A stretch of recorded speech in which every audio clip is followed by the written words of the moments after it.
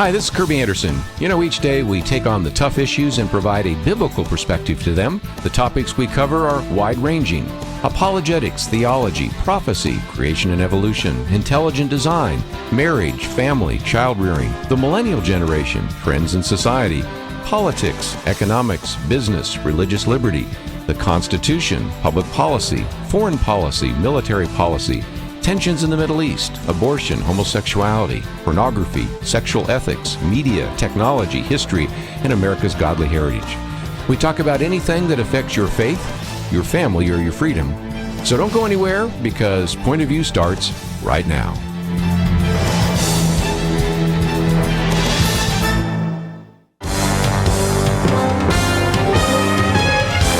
Across America, live. This is Point of View.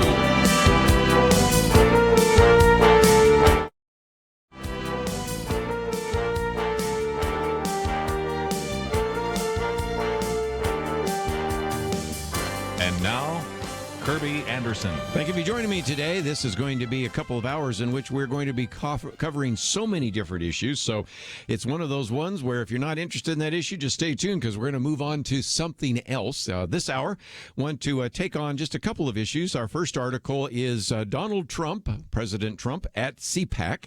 And I'll also give you a little bit of comments as well from the Vice President at CPAC. We'll talk more about that in just a minute, what that is and what that means.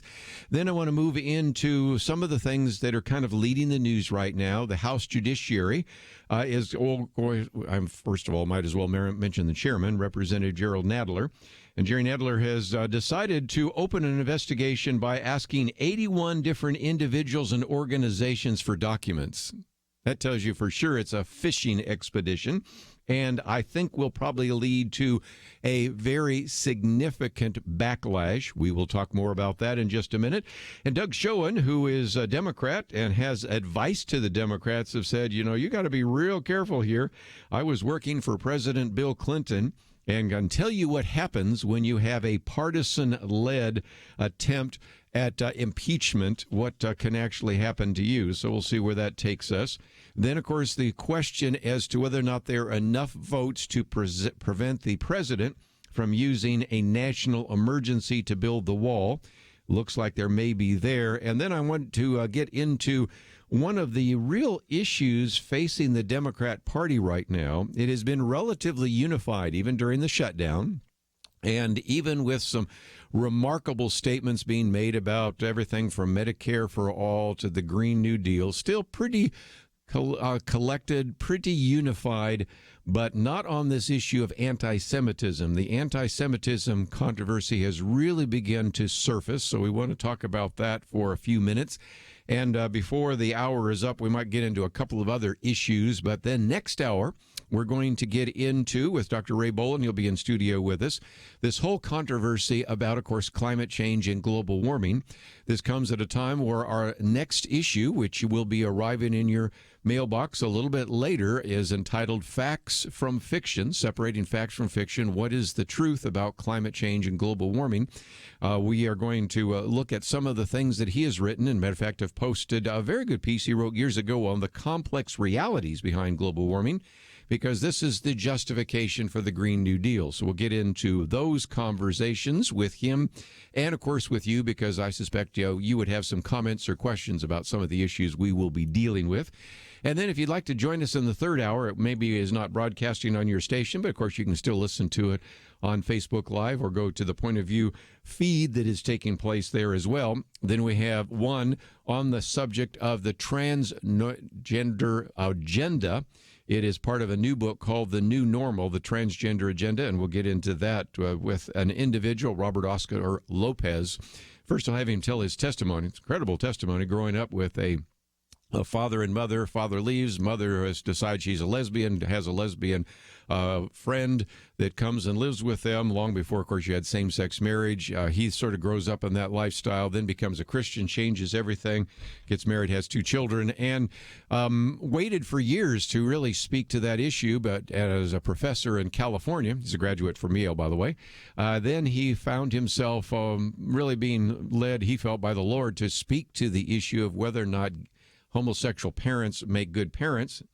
by merely telling his story, that was enough for people wanting to get him fired. Eventually, he just had to step down because the controversy was so great. And so we'll hear from him about that issue, and has a chapter in the book, which it's almost hard to repeat the title of the chapter, but it's about chastity and the homosexual movement. I'll let him come up with the title a little bit later. So we've got lots to cover.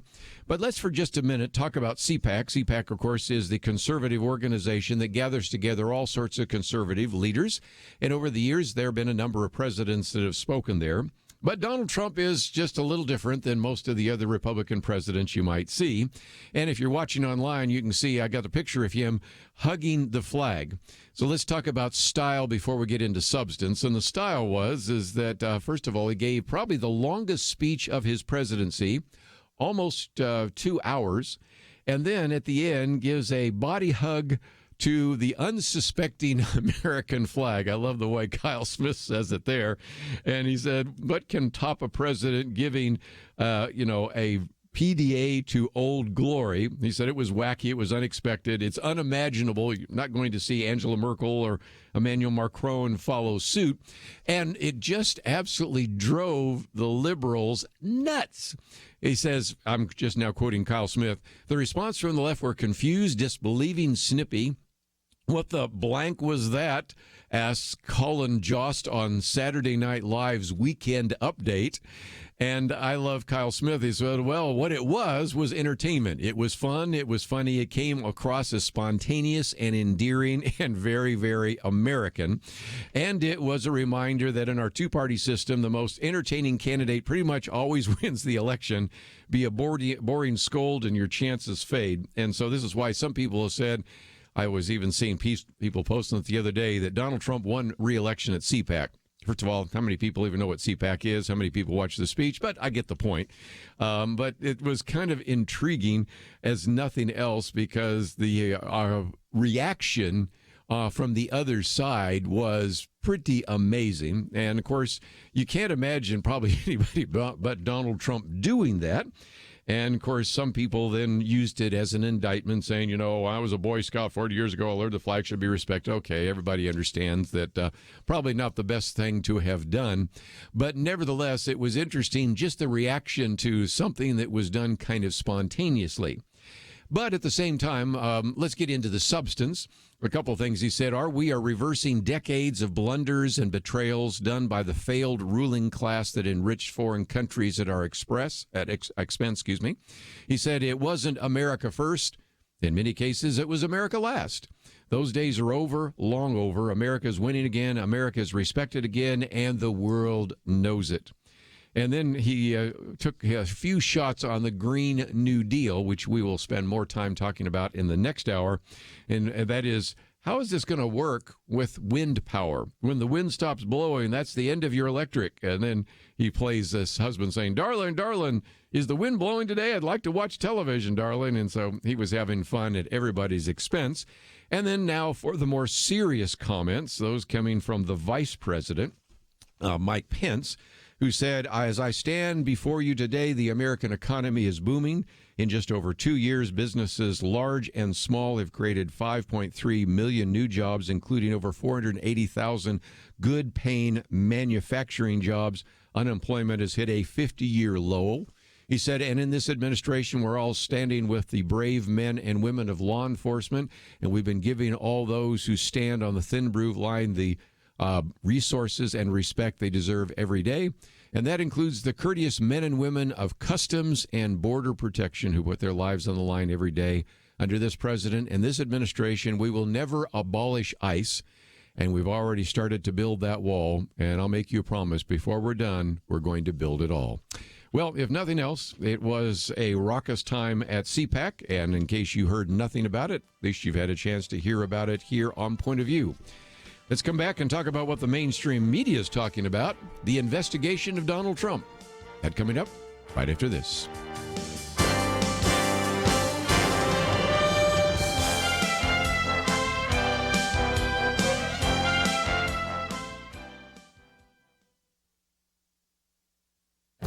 This is Viewpoints with Kerby Anderson.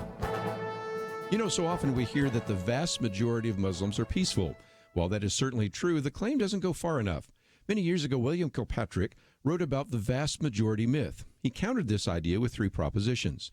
The first proposition is the vast majority of people are peaceful until they're not. It's easy to find examples of people who were peaceful for a long time and then quickly turned violent.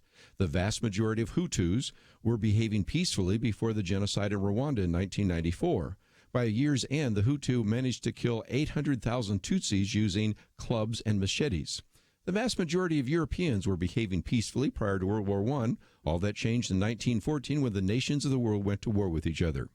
The second proposition is the reality that the vast majority of people will go along with the flow. The majority of the Hutus went along with the flow. This proposition is especially true in Islam. Most Muslims, especially in this country, would just like to be left alone. They want to go about their business of earning an income and raising a family. Kirkpatrick says that one of the built-in features of Islam is that you won't be left alone. It forces you to be good, and the way to be good is to conform to Sharia law. That is especially true in a country that not only has Sharia law, but also has established a caliphate. The third proposition is that a majority of people in any society are women and children. Although some Hutu women took part in the slaughter of Tutsis, it is true that the vast majority did not. That is little comfort to those who were slaughtered. Most jihadists and suicide bombers are men, and there are some women and children that participate. And while it is true that the vast majority aren't jihadists, that makes little difference in terms of the terrorist danger to me and you. I'm Kerby Anderson, and that's my point of view.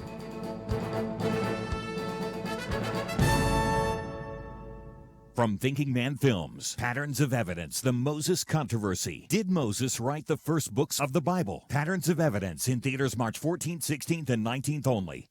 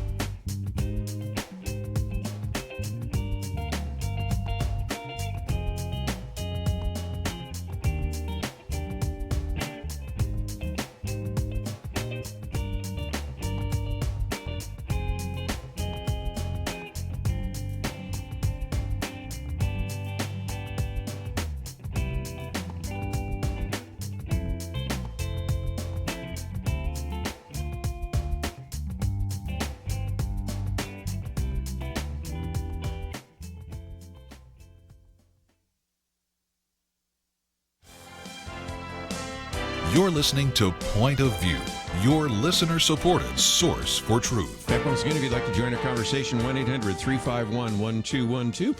And, of course, you'd like to leave a message on Facebook Live, of course, broadcast there as well. And, of course, you can go to pointofview.net and watch the program or listen to it, download it, and hear it again. And some of the articles that I've been quoting from, including that one just a minute ago from National Review about President Donald Trump at CPAC, is on the website. One that I'll get to in just a few minutes on the whole anti-Semitism controversy that has really begun to envelop the Democrat Party we'll get into. But before we do so, kind of the lead story that a lot of people have been talking about, and it sort of was launched yesterday, came from the House Judiciary Committee. Of course, Democrats control the House now, and so that makes Gerald Nadler, who is a Democrat from the state of New York, is the committee chairman. And they've been launching, and he has been launching really kind of a sweeping investigation.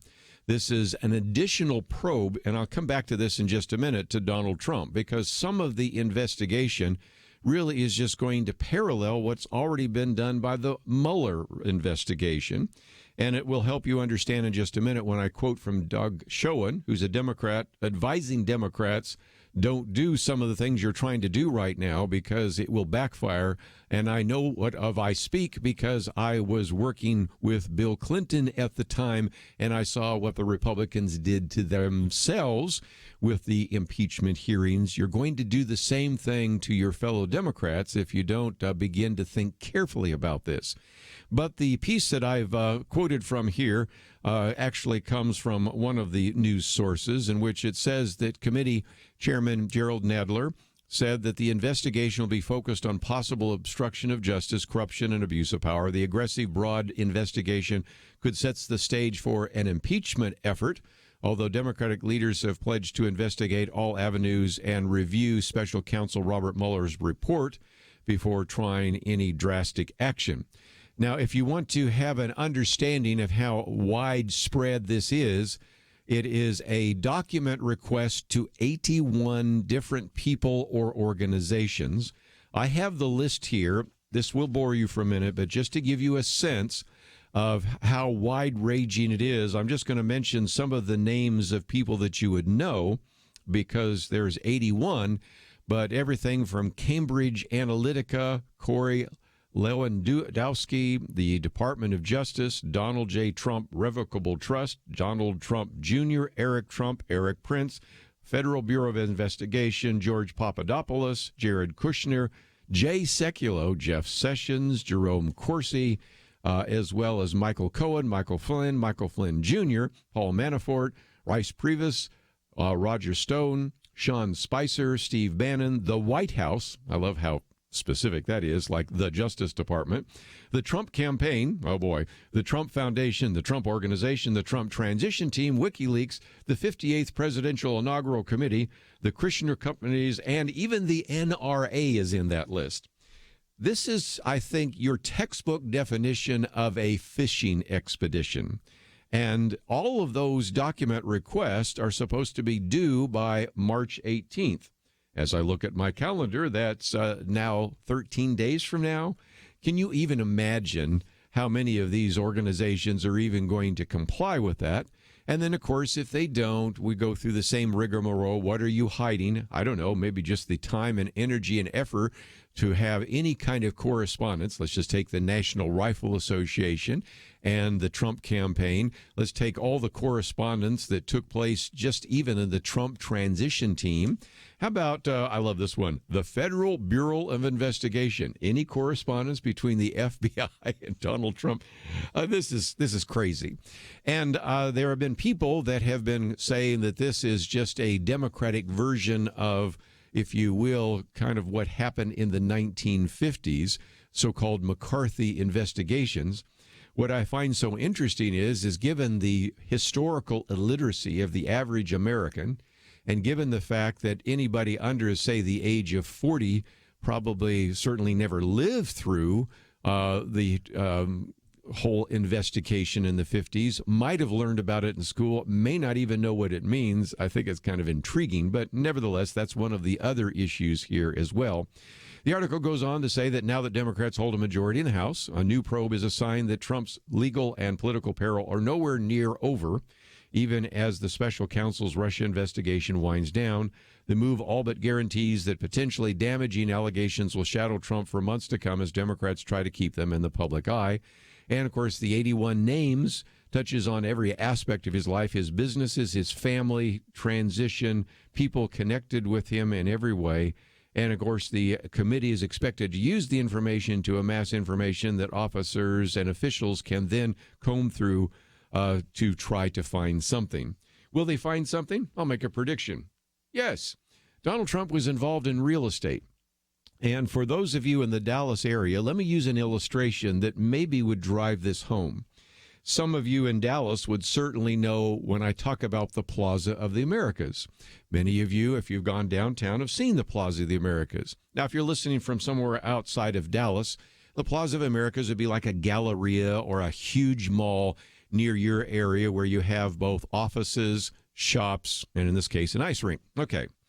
I know enough about the story from the individuals that were building that because years ago we used to speak on college campuses, and one of our speakers spoke on business ethics, and he used to tell the story about the fact that it was impossible when they were trying to build the Plaza of the Americas without violating a law, because you had conflicting laws between local ordinances and state laws that made it impossible that if you did one thing, if you obeyed one set of laws, you disobeyed another set of laws. And so it was virtually impossible to build that particular structure without violating some law. Now, because they weren't under a huge deadline and because everybody associated with this was very ethical, They went out of their way to try to change some of the laws and were successful in doing so that ultimately, number one, they didn't violate any laws. Number two, they didn't have to, after they built the structure, have to defend themselves in court. Most real estate people, and I'm sure the Trump administration, didn't try and probably would not be successful in actually changing all the laws in the state of New York out of Albany, all the laws associated with the counties in the barrios where he was building hotels, and then even some of those laws that were part of the city of New York. And so if you dig long enough, it is back to a point we've made on this program many, many times. With the over-criminalization in our society, it has been really assumed that the average person probably violates 4 or 5 laws every single day. Now, most of those laws are not felonies, but they are laws on the books that you didn't know about, or even if you did, you couldn't circumvent. And so, of course, they're going to find something. And does that have anything to do with justification for impeachment? And I think the argument is no. But before we end this particular segment, let me just quote again from Doug Schoen. If you're not familiar with Doug Schoen, he worked for President Bill Clinton. And I love how he actually waits till about the 7th paragraph to get to the key point. This in journalism is called burying the lead. That's okay. So you can ignore about 5 or 6 different paragraphs here to get to his point that given the investigation by House Judiciary Chairman Jerrold Nadler is going to revisit some of what federal prosecutors, he says, on Mueller's team have already covered. It is important that House Democrats proceed cautiously and do everything in their power to preserve the legitimacy of the Mueller investigation. They must not allow charges of partisanship in their own investigations taint or overshadow the special counsel. So first of all, he's saying this is really dangerous. If you kind of get too far out ahead of this, you're going to have a bad reflection on the Mueller investigation. He doesn't say it here, but later it gets into this is just going to make it real easy for the president to say the first one was a witch hunt, the Mueller investigation, this is a witch hunt. So he's saying this to his fellow Democrats. Then he goes on, moreover, Democrats must also be mindful of how partisan-fueled impeachments have played out in the past. Here's where he gives his advice. During my time working for President Bill Clinton, I witnessed firsthand what ensued when a Republican-controlled Congress politicized impeachment hearings.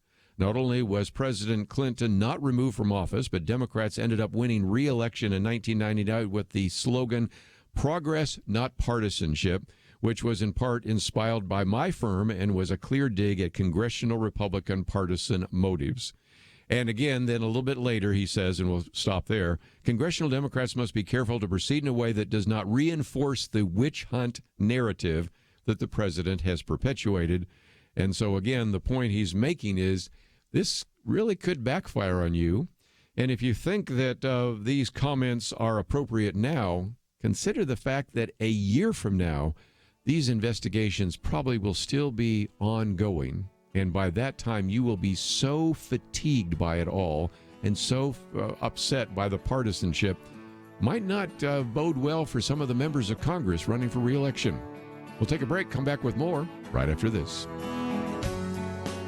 The leader looked around the table, motioning to the older men. He said, "You're here to remind us how faithful God has been in the past.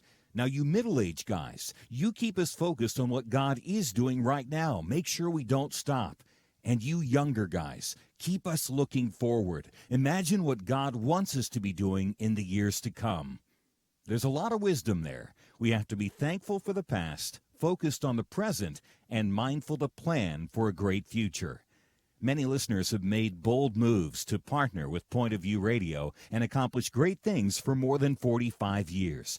But as we look around, we do see many positive things, and I think we can all admit there's a lot more to be done. It's time to think about your next bold move, what you can do to invest for our nation's future. Be thinking about that. If you have an answer now, don't wait. Make your next bold move now. Give online at pointofview.net or call 800-347-5151. It's our future. The time is now. Pointofview.net and 1-800-347-5151. Point of View will continue after this.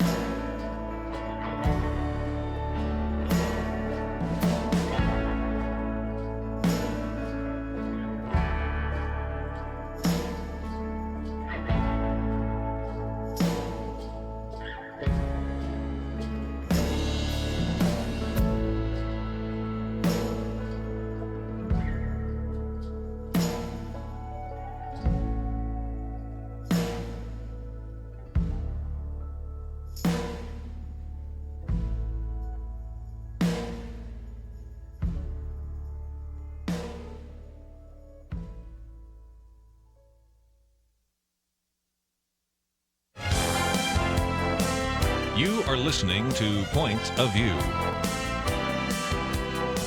The opinions expressed on Point of View do not necessarily reflect the views of the management or staff of this station.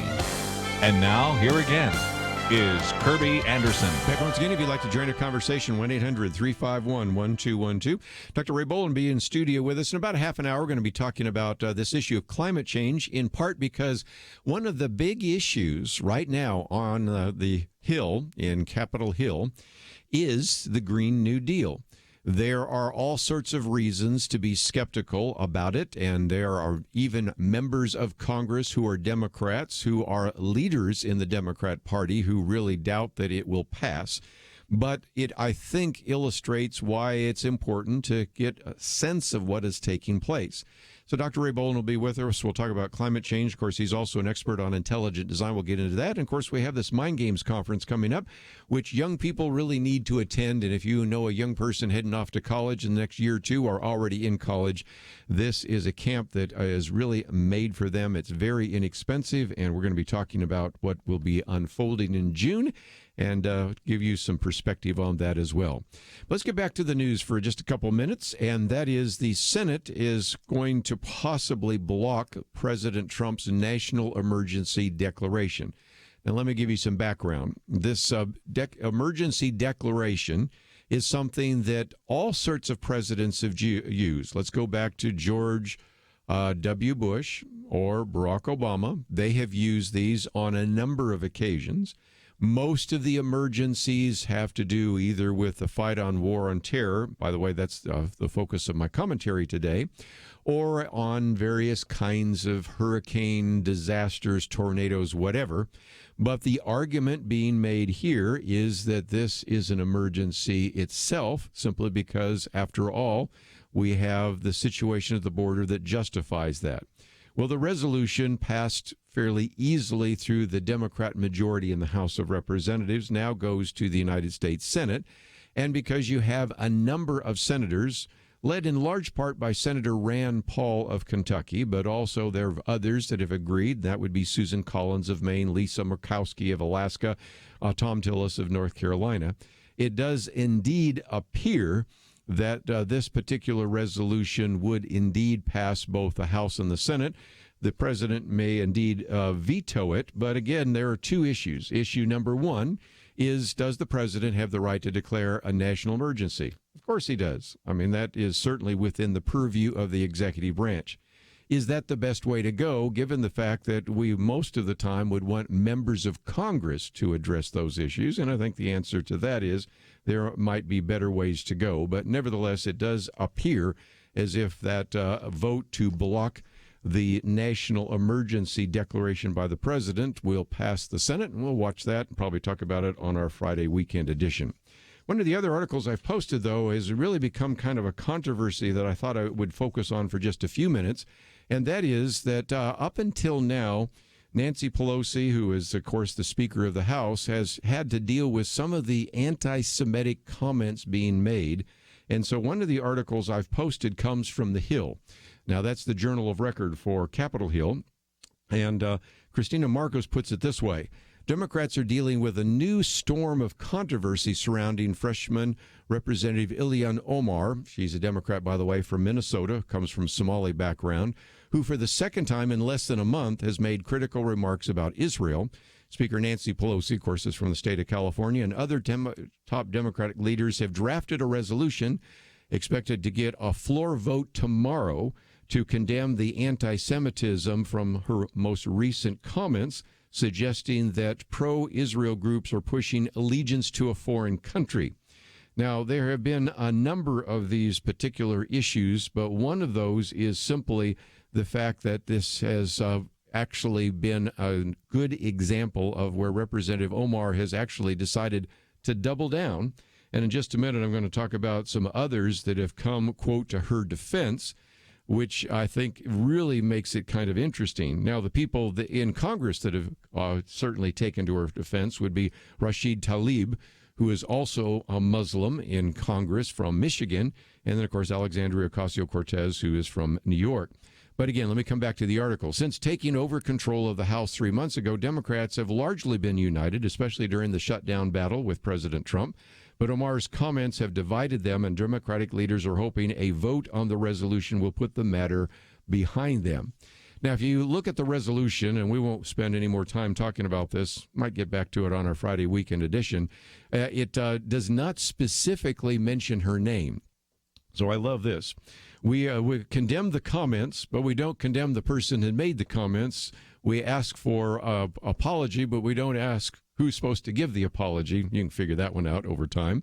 But it does at least state that accusations of dual loyalty generally have an insidious, bigoted history. And also the resolution acknowledges the dangerous consequences of perpetuating anti-Semitic stereotypes. And then it goes on to say it rejects anti-Semitism as hateful expressions of intolerance that are contradictory to the values that define the people of the United States. And this has created quite a stir in the Democrat Party. Of course, you will see possibly in the future even a floor fight or a fight in terms of the platform for 2020 about that. But I thought it was kind of intriguing to see how that's played out. And this one coming from the Daily Caller, which is one we have not posted, but you can find very easily, in which you have the co-chair of the Women's March, that's Linda Sarsour, attacked Speaker of the House Nancy Pelosi on Monday, saying that this comment by the Speaker of the House, Nancy Pelosi, is, quote, a typical white feminist upholding the patriarchy during the dirty work of powerful white men. You know, you've seen over the years all the criticism of conservatives, Republicans, and others for not holding to feminist ideals. And Nancy Pelosi, I didn't think probably expected that. But again, it all has to do with the comments by Representative Omar and the fact that there is going to be a resolution against her. The full quote is, Nancy is a typical white feminist upholding the patriarchy during the dirty work of powerful white men. God forbid the men are upset. No worries, Nancy to the rescue. And it goes on to make the case that indeed this vote is going to be even more defensive and even more controversial than you might have possibly imagined. And while I'm at it, let me just, before we take a break here, mention one other issue that we haven't really discussed until now, and that is, I mentioned Representative Ocasio-Cortez is, again, an individual that has been in the news, if for no other reason than even though she is a freshman member of Congress, even though she is very young, she also has more Twitter followers than almost any other member of Congress. And so she's in the news because of sort of the disproportionate influence that she has. Most freshman members of Congress are backbenchers. They don't have control of any kind of committee. They really don't have a lot of press. But in this particular case, she does. And this is the kind of press that she probably does not want to receive, because it turns out that Democratic Representative Alexandria Ocasio-Cortez and her chief of staff, Sakit Chakrabarti, obtained majority control of the PAC, what's called Justice Democrats, back in December of a year, actually almost 2 years ago now, according to some of the group's website. And the two appear to still have control over that. And you might say, well, so what? Well, that is a complete violation of the Federal Elections Commission. And as a matter of fact, it's something that is now surfaced and caused individuals to say there could be very serious repercussions, even possibly jail time, because of some of the actions that have been taken by her. And if you really want to go any further, one of the individuals we've interviewed on this program a few times before, Hans von Spakovsky, actually was a federal elections commissioner. And this is what he has to say. He said, if the facts as alleged are true, and a candidate had control over a PAC, a political action committee, that was working to get candidate elected, then that candidate is potentially in very big trouble and may have engaged in multiple violations of federal campaign finance law, including receiving excessive contributions. Okay, that's from one former member of the Federal Elections Commission. Let me quote from another former commissioner of the Federal Elections Commission, and that would be Brad Smith, who said the admission, which now is something that has actually been admitted by the member of Congress, makes it an open and shut case. If someone wants to file a complaint with the FEC, that'd be the Federal Elections Commission, but he says, I don't see how the FEC could not investigate that. We've even got her own statement on the website that they control the organization. I don't know how you could avoid an investigation on that. And so anyone who is in violation of that could actually spend as much as 5 years in prison or have to pay a fine and addition of $25,000. We'll have to see where that goes, but I thought I'd mention it. It's in the news, and probably not the kind of news that Alexia Ocasio-Cortez wanted to hear, but nevertheless, it's one of those other stories we've been following. We'll be right back.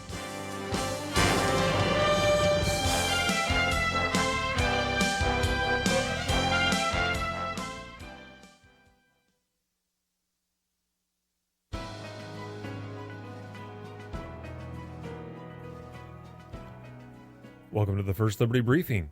I'm Jeremy Dice. You probably know the story of Aaron and Melissa Klein, the bakers in Oregon forced out of business and fined $135,000 by the state when they politely declined business that would have forced them to violate their religious convictions. What you may not know is that after the state of Oregon pronounced them guilty of discrimination, private citizens were eager to show their contempt for the Kleins. Many of the comments they received are so vulgar that I cannot repeat them here, but here is a tame sampling. One person writing on Facebook said to the Kleins, "I hope your shop burns." Another chimed in, noting that she hoped Aaron and Melissa would burn in hell. One man sent a message that said, "I hope you lose your house and have to live on the streets." One woman even said, "We hope your children get cancer and die." When the government declares that citizens like Aaron and Melissa are not entitled to the Constitution's promises of religious liberty and free speech, its people push aside any goodwill that allows people to coexist peacefully with beliefs with which they may disagree. Aaron and Melissa have asked the Oregon Supreme Court to review their case. We hope the court will accept the appeal, if only to remind everyone that it is possible to live peacefully as neighbors, even when we disagree. To learn how First Liberty is protecting religious liberty for all Americans, visit firstliberty.org. I'm Kelly Shackelford, President and Chief Counsel of First Liberty Institute. Some people think our religious freedom will soon be gone, but that's not true. The fact is that First Liberty, a national network of America's top attorneys, is winning over 90% of our cases. We defend religious freedom for people like you.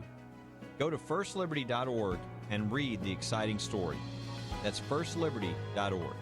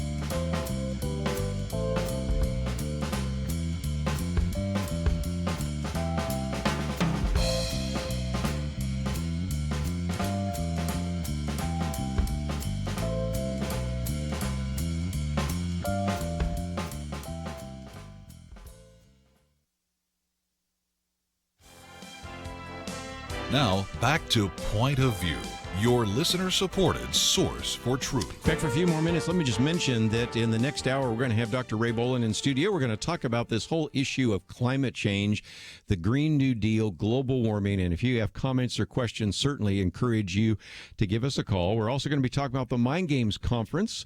And Mind Games Camp takes place in June, and it's June 16th to the 22nd. We're going to talk about that as well. And I want to really encourage you to find any young person that you know. It could be your child, could be a grandchild, could be a niece, a nephew, a friend, and get them the information, because this is going to be really important for them to attend that. And then I might mention in the next hour, we're going to spend just a little bit of time talking with Dr. Robert Oscar Lopez about the transgender issue. And I might just give you a program note. On Thursday, Sue Bohlin and Paul will be on the program. We'll be talking about that as well. Their book is The New Normal, The Transgender Agenda. And I thought for just a minute I'd talk about transgender because it's so focused on the news. First of all, you know that we've been talking about these hate crime hoaxes. And the latest one came out of Michigan, if you're not familiar, because this particular one is where Nikki Jolly, a transgender gay rights activist in Michigan, was charged with burning down his house, whatever, seemingly for the purpose of presenting, and I'll just say himself, as the victim of anti-gay savagery. Now, if you're not familiar with this individual, you probably aren't, Jolly actually received an award recently as Citizen of the Year by the local newspaper for establishing a gay pride festival and a community center, and for successfully pushing a city ordinance prohibiting the anti-gay discrimination. But it turns out that not only was Jolly the victim, but probably the arsonist. And if nothing else, you've got to believe that PETA has got to be upset, because this residence went up in flames, killing 5 pets, but curiously not him or her, however you want to say that. And, of course, this follows the story, of course, of Jussie Smollett, of another hate crime example. And our good friends that wrote about this in the Wall Street Journal concluded by saying, you know, these bluffs, which is a nice way of saying these hate crime hoaxes, have happened before the election of Donald Trump, but by almost any reckoning, they've happened more often in the last 2 years. These hoaxes have increased dramatically.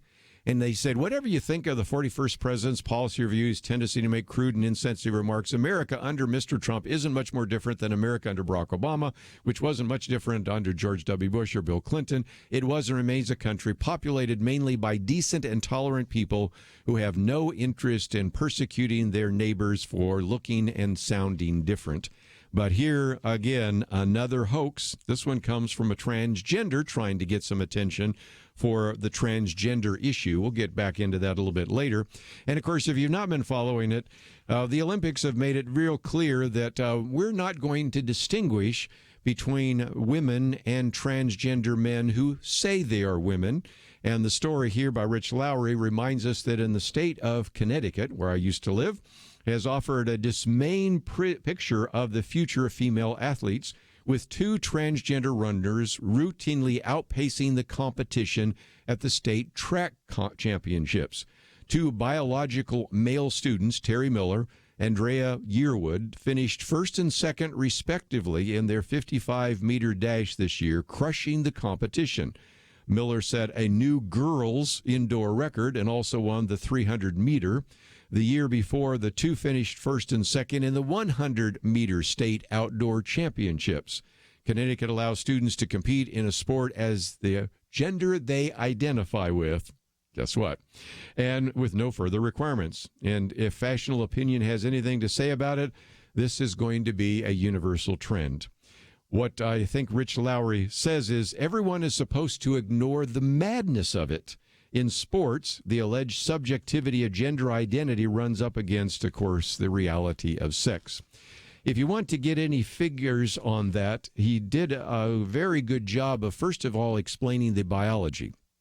That is, testosterone, which males get massive doses of it at puberty, is the original performance-enhancing drug. It makes men bigger, stronger, and faster. It's easier for them to add muscle mass. They have bigger hearts. Physically, not necessarily metaphorically, of course, greater lung capacity, among other physical advantages. And here's a good illustration. Go all the way back to the 1988 U.S. Olympic trials. Remember FloJo? Well, some of us old remember FloJo. This would be Florence Griffin Joyner, established a world record of 10.49 seconds in the 100-meter dash, which no one has been able to come close to ever since. In fact, there's some question of whether or not maybe she used performance-enhancing drugs. Okay, so remember, 10.49. This is the best run ever in the history of the Olympics or anything else in the 100-meter. Her epic sprint would be ho-hum for a male. According to the International Association of Athletics Federations, there are 15 men in the United States right now who have a time that is good or better than 10.49 in the 100-meter, and that was just last year. And they actually were merely tied for 270th fastest last year.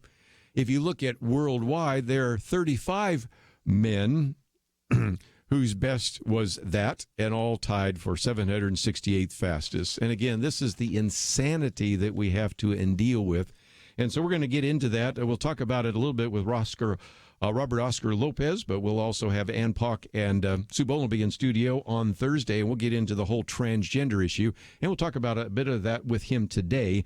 But all of that is just certainly a point that we need to come back to. And the Olympics are going to be very different if indeed this transgender attitude continues on. Just before I take a break, let me just mention that one of the things we've posted here today is my commentary called The Vast Majority Myth. And it kind of gets back to this issue of Islam, because one of the things that we hear so often is, well, the vast majority of Muslims are peaceful. And while that's certainly true, the claims really don't go far enough. And in my latest book on Islam, I talk about that so-called vast majority myth. William Kirkpatrick put it this way. He said, the first proposition is that the vast majority of people are peaceful until they're not. It's easy to find all sorts of examples of people that were peaceful for a long time and then suddenly turned violent. We've talked on this program before, the vast majority of Hutus were behaving peacefully until the genocide in 1994 in Rwanda. And by the end, Hutus had managed to kill 800,000 Tutsis. You can say that the vast majority of Europeans were behaving peacefully until the Great War, which now we call World War I. But 1914 changed all of that. But the second proposition is also something we should question, and that is the majority of Hutus went with the flow. It's probably true that a vast majority of Hutus were peaceful, but once violence took place, that was the case. And the same thing, most Muslims, especially in this country, are indeed peaceful. They want to be left alone. They want to go about their business earning an income. But if nothing else, you can't be left alone if indeed you assume that Islam wants to establish a caliphate. Either you're in or you're out. And of course, the third proposition as well, the vast majority of people in any society are women and children. And so, although there were probably some women that took part in the slaughter of Tutsis by Hutus, probably not many, but it's little comfort to those who are slaughtered. So anyway, I put this one together. You hear some of these myths, and from time to time in my commentary, I just want to give you some talking points. So the next time you hear somebody say, well, the vast majority of Muslims are peaceful, probably so. Matter of fact, probably the vast majority of people in Germany during World War II were peaceful. But that didn't change the outcome of World War II, did it? Well, let's take a break. When we come back, we're going to get into this issue of the Green New Deal, climate change, global warming. Dr. Ray Bohlin will be in studio. I'm looking forward to it, and we will take your phone calls as well. All these articles on our website, pointofview.net. We'll be right back. Why should you become a partner with Point of View Radio? Because for decades, this team has made a significant difference in lives and communities across the nation. Because America is dying for lack of biblical wisdom about life and culture. You should give because your gift will make possible cutting-edge information on issues that matter, information you won't hear anywhere else. Why? Because your gift will change lives, because you'll influence our culture with biblical truth, and because you can make a difference for the future. Our nation needs a truth team very badly. Support Point of View Radio today at pointofview.net. Click on Join the Truth Team and choose your level of support. Pointofview.net or call 800-347-5151. 800-347-5151. Or mail that first donation to Point of View, Box 30, Dallas, Texas 75221. Box 30, Dallas 75221. Point of View will continue after this.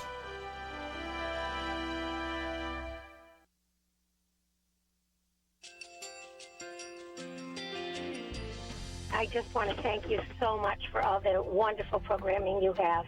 You're just absolutely fantastic. I recently started listening to Point of View, and I really found it interesting because of the different subjects you cover. Thank you for that. I really appreciate everything that you do in keeping us informed. Thank you, Kerby, for everything that you have been doing. I appreciate all the work that you're doing, advocating for the Word of God. Thank you so much. Point of View, I think, is absolutely necessary because it's a Christian perspective, a biblical worldview perspective, and receive very current, up-to-date information about what is really going on, week to week in our culture, which is changing so rapidly, and yet it's morally sliding backwards. Yeah, I'm just, first of all, I thank you guys. Y'all's program is wonderful, and enjoy it every day. I learn so much every time I listen to it. Point of View Radio Talk Show.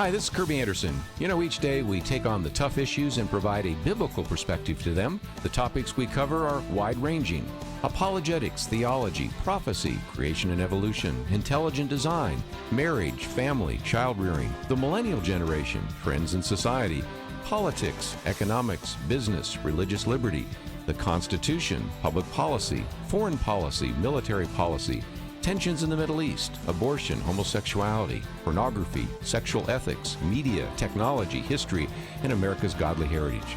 We talk about anything that affects your faith, your family, or your freedom. So don't go anywhere, because Point of View starts right now.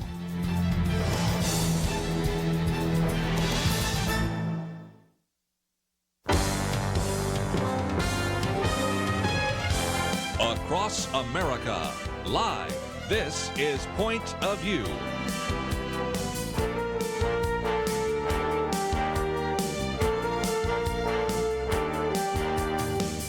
And now, Kerby Anderson. Thank you for joining me today, and I want to thank Penn and Dexter for covering the show yesterday. We have a lot to cover in the next couple of hours. We have in studio with us Dr. Ray Bohlin. We're going to talk about this whole idea of the Green New Deal, climate change, global warming, and also, of course, want to once again remind you of the Mind Games Camp taking place in June. We're going to get into that in just a minute. If you have somebody heading off to college or already in college, this is something I think would just be so important for them to do, to actually take a week away from their summer job or whatever they might do, to have a chance to really be prepared for the onslaught that they might indeed face when they go to college. But we're going to get into this in some detail. And as I mentioned, this idea of climate change, the upcoming issue of Outlook, which has not been mailed yet, but it will be showing up in your mailbox if you are a donor, Climate Change Forecast, the Green New Deal, Climate Change Politics and Economics. And so that is very appropriate that is going to be arriving just as we're talking about this very important issue. Dr. Ray Bohlin has been in the studio with us many times before, Vice President of Vision Outreach for Probe Ministries, has his doctorate from the University of Texas at Dallas, an individual that has been with Probe Ministries since 1975, as well as a research fellow with the Discovery Institute. Yep. We have a lot to cover here today, don't we? Yes, we do, Kerby. Glad to be back as always. And just before we get into the whole idea of climate change, let's talk for just a minute about the Mind Games Camp. Sure. One of the reasons I always love to have you here is that you and many of the Probe speakers actually have a chance for an entire week. This year it will be June 16th to June 22nd. Mm-hmm. It takes place at Camp Copus, and that's in the Dallas-Fort Worth area. Now, for listeners that are in the Dallas area, you could drive to it, or if you're in Oklahoma or Arkansas, some of you might say, well, I'd have to put my child on an airplane. Well, we'll meet them at the airport, yep. Right? And we get them to the camp. So talk about what takes place at that camp. Well, we really are looking for students who not only want to learn more about their faith and to be more confident, but we also welcome very much those who are having doubts, having questions. As we like to say, no question is off the table. Yes. And since the speakers will eat in the dining hall with the students, we mingle with them all day, there's plenty of opportunity for that. But, you know, we do a series of presentations and introduce them to the concept of worldview and what that is and what the different worldviews that are out there that they'll run up against. And then we inform them a little bit about some basic apologetics concerning the existence of God, the reliability of the Bible, and who is Jesus. And then we start branching out and starting to show how these different worldviews approach different topics, such like human nature.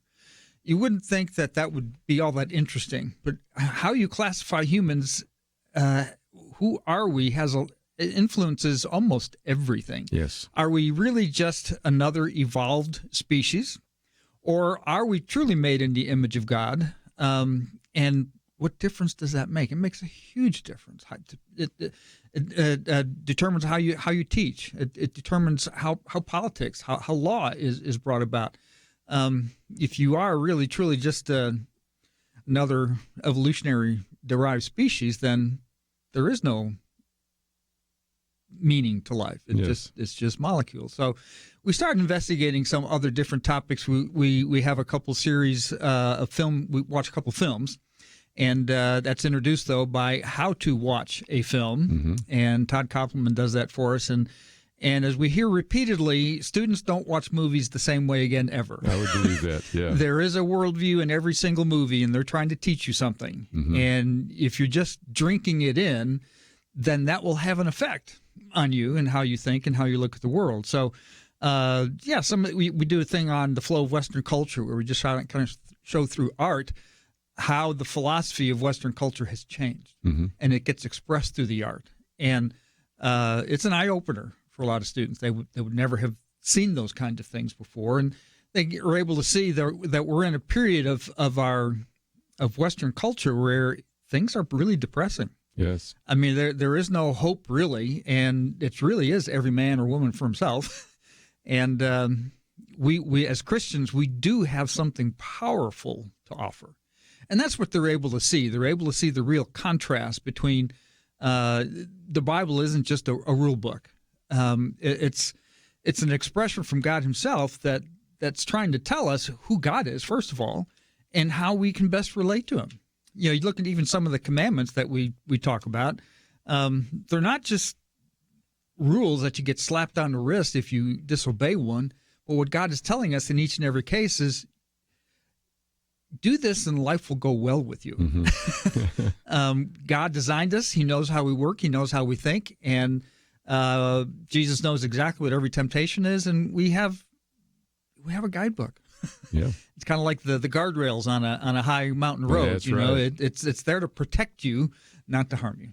Let me just mention that if you would like to know more about the Mind Games Camp, we'll come back to that a little bit later. We do have a link. If you go to the bio for Dr. Ray Bohlin, you'll see a link. You can simply go to probe.org/mindgames or just simply follow the link at pointofview.net. There is a video there, and that video is a little less than 3 minutes long. Yeah. So first of all, I would encourage you to watch it. Show it to a young person.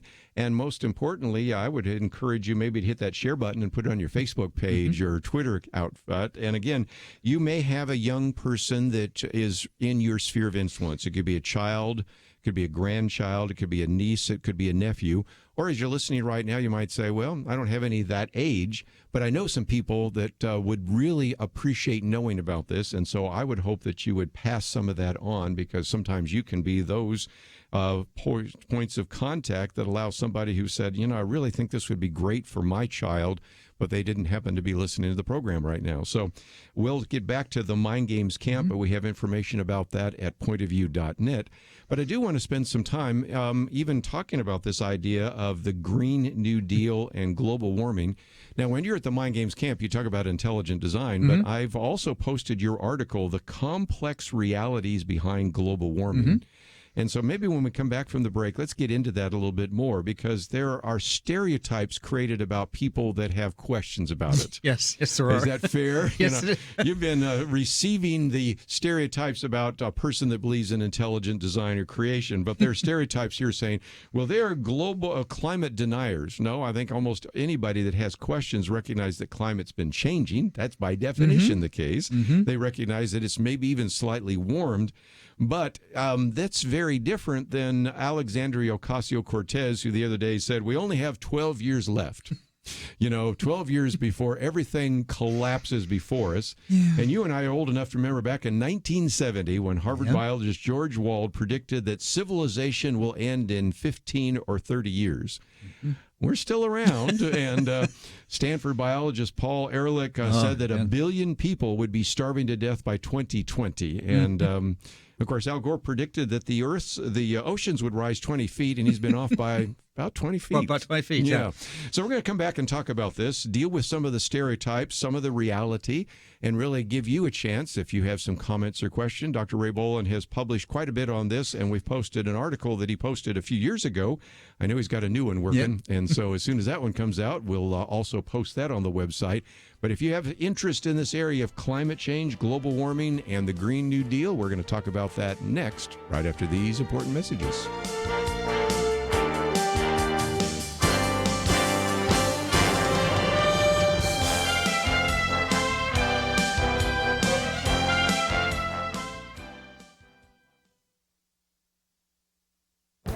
This is Viewpoints with Kerby Anderson.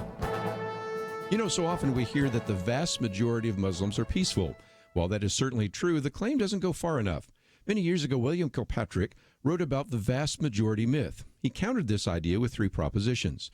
The first proposition is the vast majority of people are peaceful until they're not. It's easy to find examples of people who were peaceful for a long time and then quickly turned violent. The vast majority of Hutus were behaving peacefully before the genocide in Rwanda in 1994. By a year's end, the Hutu managed to kill 800,000 Tutsis using clubs and machetes. The vast majority of Europeans were behaving peacefully prior to World War I. All that changed in 1914 when the nations of the world went to war with each other. The second proposition is the reality that the vast majority of people will go along with the flow. The majority of the Hutus went along with the flow. This proposition is especially true in Islam. Most Muslims, especially in this country, would just like to be left alone. They want to go about their business of earning an income and raising a family. Kirkpatrick says that one of the built-in features of Islam is that you won't be left alone. It forces you to be good, and the way to be good is to conform to Sharia law. That is especially true in a country that not only has Sharia law, but also has established a caliphate. The third proposition is that a majority of people in any society are women and children. Although some Hutu women took part in the slaughter of Tutsis, it is true that the vast majority did not. That is little comfort to those who were slaughtered. Most jihadists and suicide bombers are men, and there are some women and children that participate. And while it is true that the vast majority aren't jihadists, that makes little difference in terms of the terrorist danger to me and you. I'm Kerby Anderson, and that's my point of view.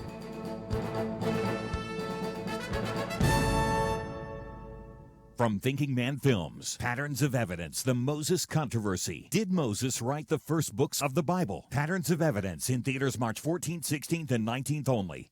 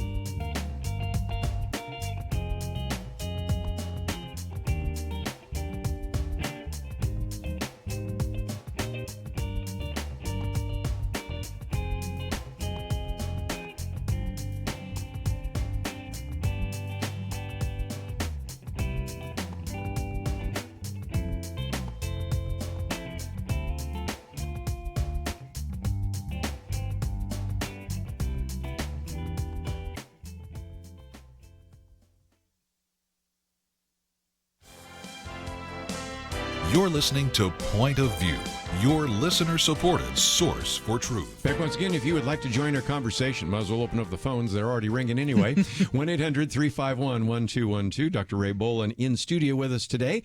And, of course, he has been with Probe Ministries since 1975, has his doctorate from the University of Texas at Dallas, and is one of the speakers at the Mind Games Conference. Let me just mention, we have brochures here, Mind Games brochures here at Point of View. You also get them at Probe. We have a link to that. As a matter of fact, if you want to see an overview of the conference, if you want to see, there's 2 different videos there. You want to get the pricing. We'll come back and talk more about that in just a minute. And of course, one of the things Dr. Bohlin does speak on is the whole issue of science and intelligent design. And of course, all the science students just love hanging with him the whole time. But we're going to talk for just a few minutes because it's in the news, the Green New Deal. And let me get back to those myths, because there are the phrases that, we are climate change deniers. But I was reading this one individual that's been labeled as a denier, and he says, is climate changing? Yes. Is global warming real? Well, yes, it's gone up 0.6 of a degree centigrade since the late 1800s. Do humans affect the climate? Probably a little bit. Does carbon dioxide absorb energy? Yes. That doesn't sound like a denier. Nope. It just simply says, I just don't believe in the hyperbole that's come from people like Al Gore or the various proponents of the Green New Deal. What about this? You know, Kerby, in some sense, I've seen the indications that even Al Gore is being kind of shoved off to the side. He's become a little bit embarrassing to them. He's made some predictions, outlandish predictions that have not come true.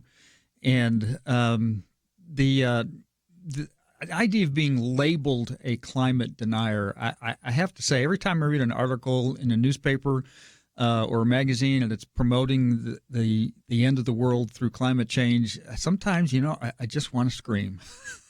I really do. As one who's trained in the scientific community, yeah, there are facts, but all facts have to be interpreted. Yes. And how they get interpreted is the big question.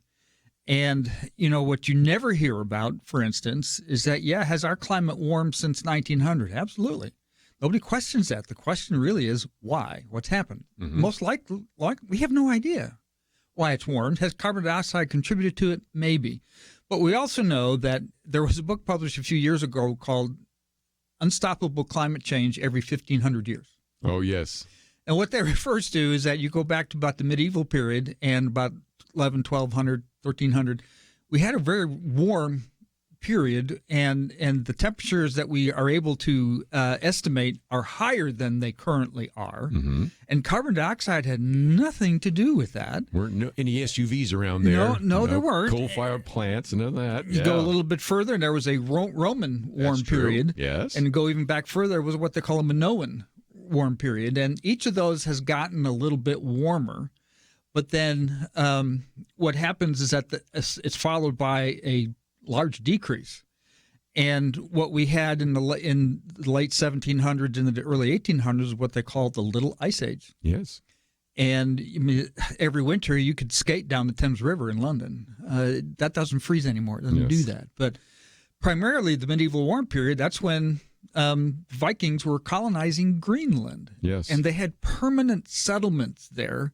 But when the Little Ice Age starts, everything broke down. They're no longer there. And even today, you could not establish a permanent settlement that didn't have electric heat and all sorts of other things we have the technology for. Sure.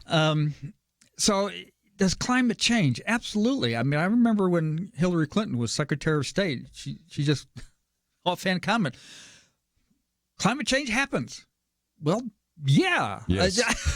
Nobody's really disagreed with that. Nobody disagrees with that, but we've had lots of ups and downs in our past history that we are fairly well documented that have nothing to do with what we've done or what we're doing. What about this idea of carbon dioxide? I've heard you say that actually if it weren't for the carbon dioxide, that's kind of like fertilizer for plants, that actually if it went too low, it would kill plants. I've never heard anybody say that except you. Yeah, it's if it gets below about 200 parts per million, then things become fairly tenuous. And around 1900, it was being measured at 280 parts per million. And the deal is that there's not enough partial pressure to get the carbon dioxide into the plants if you don't have sufficient amount of carbon dioxide to do that. Yeah. So we were fairly close. And you also have to be careful with how these things are being measured.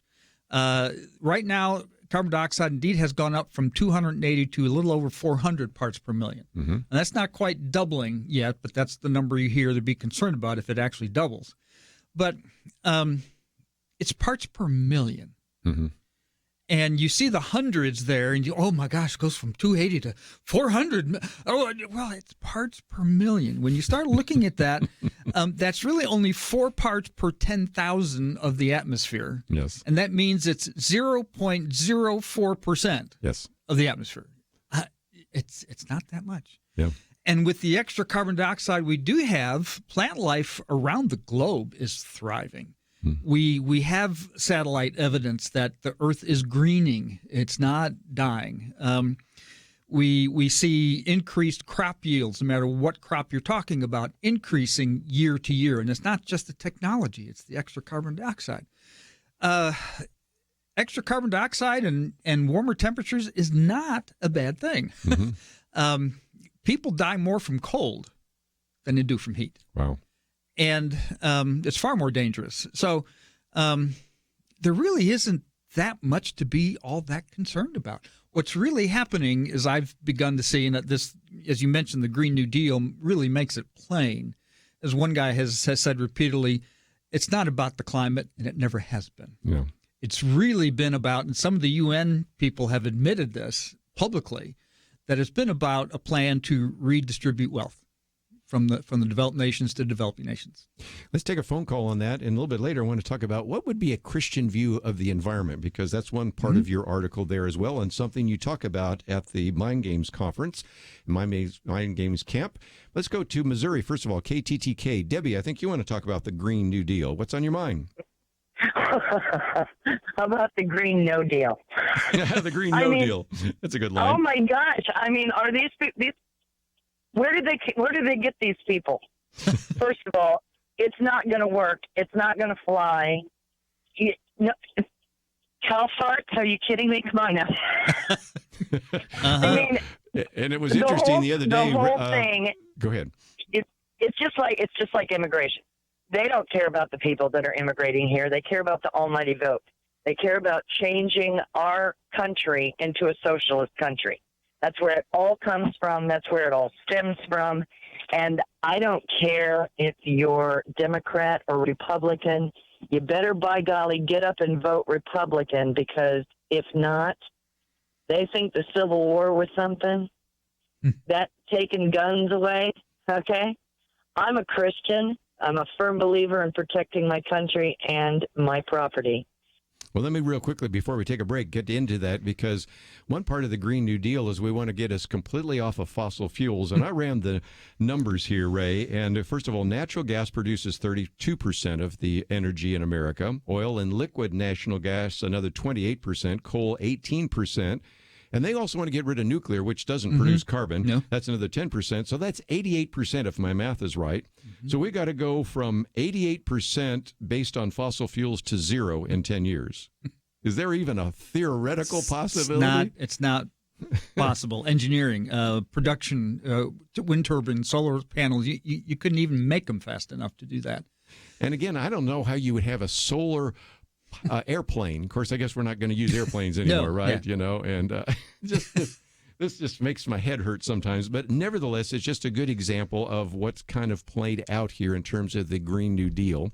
And again, our latest issues coming out on Outlook are on that. Of course, I've written about that as well, and we've had Dr. Merrill Matthews in studio about that. So let's take a break, because I think Debbie's got a good point. The Green No Deal. But we'll see if that flies at all. And I was just going to jump in real quickly for our listeners out of California. Even recently, there were people in Dianne Feinstein's office, and she is, of course, the senior senator from California, and even she was just saying to these kids, and I mean kids, some of them are very young, some are teenagers, you don't know what you're talking about. This is not going to pass the Senate, and this is not going to work, and they were all upset about the fact that she was the adult in the room. But nevertheless, you're seeing even some of the leaders in the Democrat Party are saying, wait a minute, this is just so extreme, we really can't sign off on it as well. But when we come back, let's talk about this for just a minute, because one of the things Ray speaks about in the Mind Games Camp is what is a Christian view of the environment. And I think that's an important issue, and it's also part of his article that we've posted here today, The Complex Realities Behind Global Warming, or you can actually go to another piece that is at the probe.org website on that as well. And we'll come back and talk about the Mind Games Camp. We'll talk about the Green New Deal and global warming and some other very important issues that we need to put on the table. All that coming up right after this.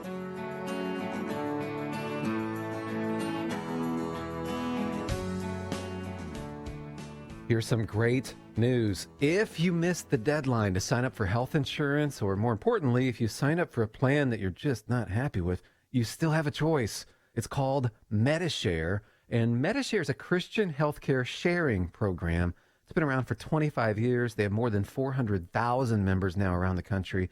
And get this, over the years, Medi-Share members have shared more than $2 billion of each other's medical bills, so they could help share your needs too. And best of all, you could save a lot of money with Medi-Share. The typical savings for a family is around $500 a month.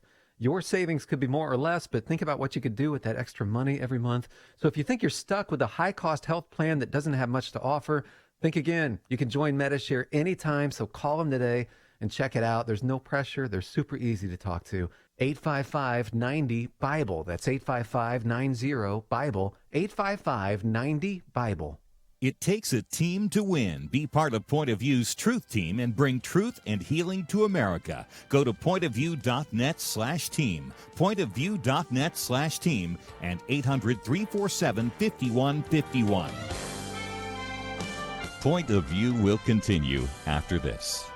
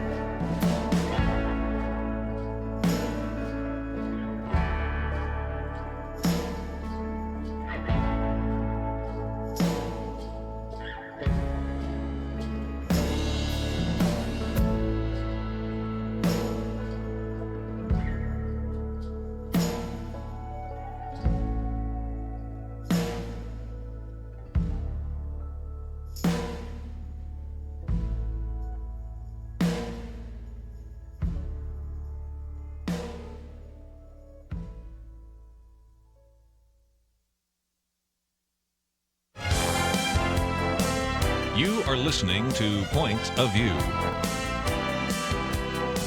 The opinions expressed on Point of View do not necessarily reflect the views of the management or staff of this station. And now, here again is Kerby Anderson. Continue our conversation today in studio with us, Dr. Ray Bohlin. If you'd like to join us, 1-800-351-1212. I know from time to time some of you have questions about the Green New Deal. You have questions about climate change. You're global warming. If you'd like to join us, that number is 1-800-351-1212. We'll take some of those questions in just a minute. Let me just mention also that the Mind Games Conference is taking place. And again, the key dates are June 16th to the 22nd.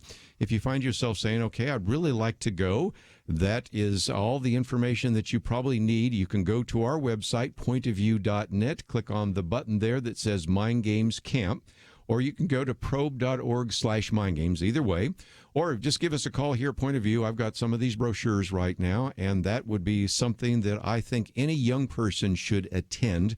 I think it is mandatory. We had somebody here, Ray, the other day that was familiar with a lot of different organizations, and out of the blue, he said, you've got to send your kid either to Summit Ministries, and of course you and I have spoken there, or to Mind Games, because they've got to be prepared. And again, we certainly appreciate our friends at Summit Ministries. Of course, that's 2 weeks in Colorado, and this is 1 week, and I think in many ways they get a lot more individual attention. Yeah. I don't want someone to wait till May and then find out they're on a waiting list or something. So now's the time to act. Yep, and it is. And if you find yourself saying, well, I don't have a junior or senior in high school, I don't have somebody in college right now that would benefit from this, you know somebody that does. And if you call, and I'll give you a brochure, and you can hand it to them, or you can send them to the website, that would be key. And again, it's one of the things you talk about is Christian environmentalism. Now, that's got to make some people's categories right, because the environmentalists have been kind of new age. But you've said they just took from us what really should be a Christian view. Explain that. Absolutely. Well, Kerby, right in Genesis 1, where Adam and Eve are created, male and female, and one of the things we were charged with was to be stewards of what God had made, stewards particularly over the animal life. And to be stewards of the animal life, first of all, I have to know something about what they do. How do they do this? What do they need? What are their consequences and so forth? And it's the original call to be scientific and to understand how the world works. So if God is the originator of everything and he's the creator, then the creation has value simply because of that. We don't have to assign a value to it at all. Yeah, we need it. You can get a rather utilitarian view towards the environment. We need it to be a certain way for us to survive and so forth. But the ultimate reality is that God created it. Therefore, it has intrinsic value. And if that's the case, and we are made in his image, we are essentially given the role of caretakers of this world. National parks, national forests, all those kinds of things, those are God-given responsibilities in my mind. We have a stake in maintaining the life and how things exist before we spread our wings and civilization took over in some ways, but because it's beautiful. And, some of my favorite moments are sitting on the rim of the Grand Canyon or sitting down in some natural area. I was once playing golf in Australia, and there were kangaroos on the golf course, and one time I went to look for my ball, and it was under the rump of a kangaroo. You can't have that unless there's kangaroos around, And I enjoy wildlife tremendously, and I think all of us can. We see aspects of who God is through what he's made and how he's put it together, the intricacies of how this planet works, and all the things that God has put together to allow this planet to be livable as it is absolutely amazing, and it leads to worship, as it should. So, as Christians, we have a responsibility. We're not protecting it for protecting its sake. There's true intrinsic value, and we have an obligation. We have responsibility. And again, I see a real connection between what you teach on intelligent design and what you teach in terms of environmental ideas, because, again, the heavens declare the glory of God. So certainly the creation testifies to the fact there's a creator. But also, if indeed you believe there's a creator, we have I think a legitimate reason to be involved in the environment. Whereas if you're an atheist, an evolutionist, some of our so-called new atheist friends, what's the justification? Well, because we just have to keep us alive. There's really no difference between us and the animals. or even with our pantheist friends, the Eastern philosophy that just says, well, we just worship the nature. We recognize that I think we have a proper biblical view towards the environment, don't we? Absolutely, Kerby. The one who's accepted a purely naturalistic worldview, as you might say, an atheistic worldview, has no bottom line reason to protect the environment. Yeah. Why? Well, because we've just happened, and we don't owe anything. We aren't given responsibilities. Sometimes what you'll hear is that we would be embarrassed if our children, grandchildren, great-grandchildren didn't. We want to preserve it for their heritage. Well, why?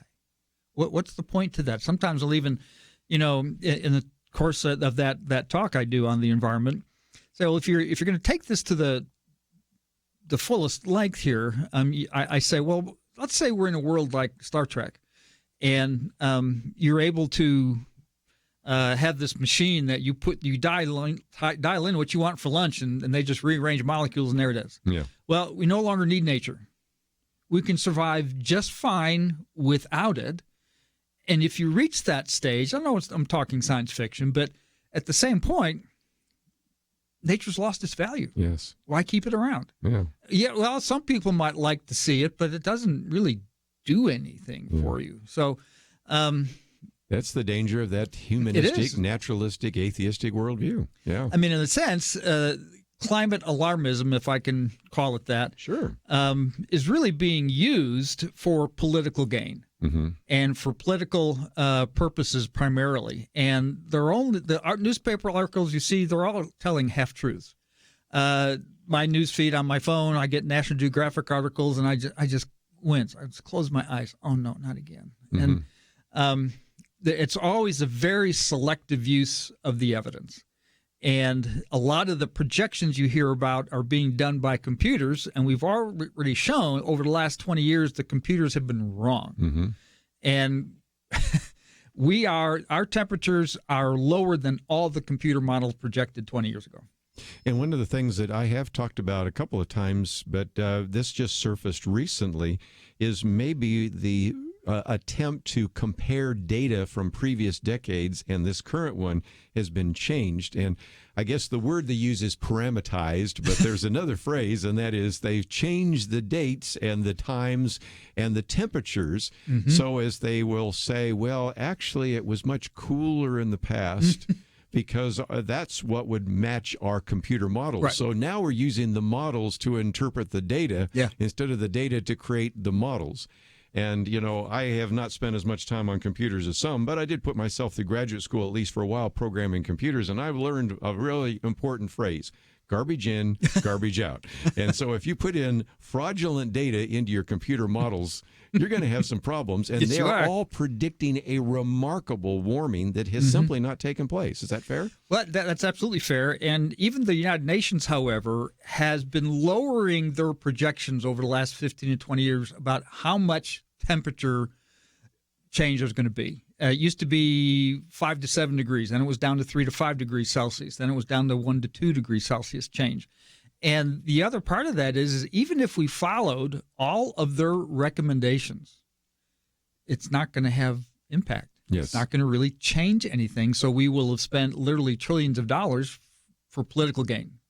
Well, again, that's one of the that's kind of the political issue, which we can maybe talk about in the next break. But one of the things that is in the latest Outlook magazine that's going to launch on and land on everybody's desk very soon is that even if you could put the United States under even more draconian kinds of political and economic cover, it still would only change, according to the climate sensitivity models, about 1/10 of a degree centigrade by the end of this century. And the biggest problem is you got to get India and China and all sorts of others to go along. And as I point out in that particular article there, for every ton of CO2 that we've been able to reduce in this country. By the way, the one country that's reduced emissions more than any other, United States of America, you have 10 more tons produced by China and India. So you'd have to get them to go along. But even if you get China and India to go along with the United States and with the Kyoto Protocol and the Paris Accords and all that, that would affect it by 0.2 of a degree centigrade. That's known as a lot of bucks for very little bang, right? Yep. So we'll come back and talk a little bit more about that. And again, if you are just joining us, we've been also with, we've had Dr. Ray Bohlin in studio talking about the Mind Games Camp. And by the way, if you'd like to hear some of this, maybe you should bring some of these things to your church. But if you think young people need to hear this, you need to get them to the Mind Games Camp. We'll take a break, come back with more right after this.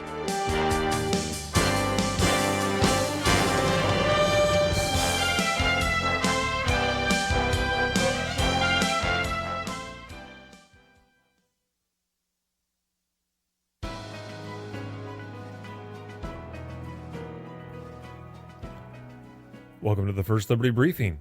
I'm Jeremy Dice.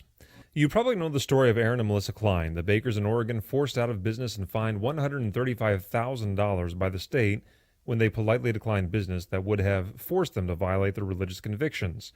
What you may not know is that after the state of Oregon pronounced them guilty of discrimination, private citizens were eager to show their contempt for the Kleins. Many of the comments they received are so vulgar that I cannot repeat them here, but here is a tame sampling. One person writing in on Facebook said to the Kleins, "I hope your shop burns." Another chimed in, noting that she hoped Aaron and Melissa would burn in hell. One man sent a message that said, "I hope you lose your house and have to live on the streets." One woman even said, "We hope your children get cancer and die."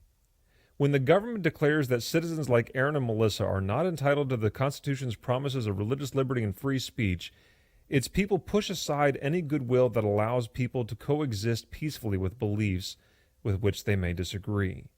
Aaron and Melissa have asked the Oregon Supreme Court to review their case.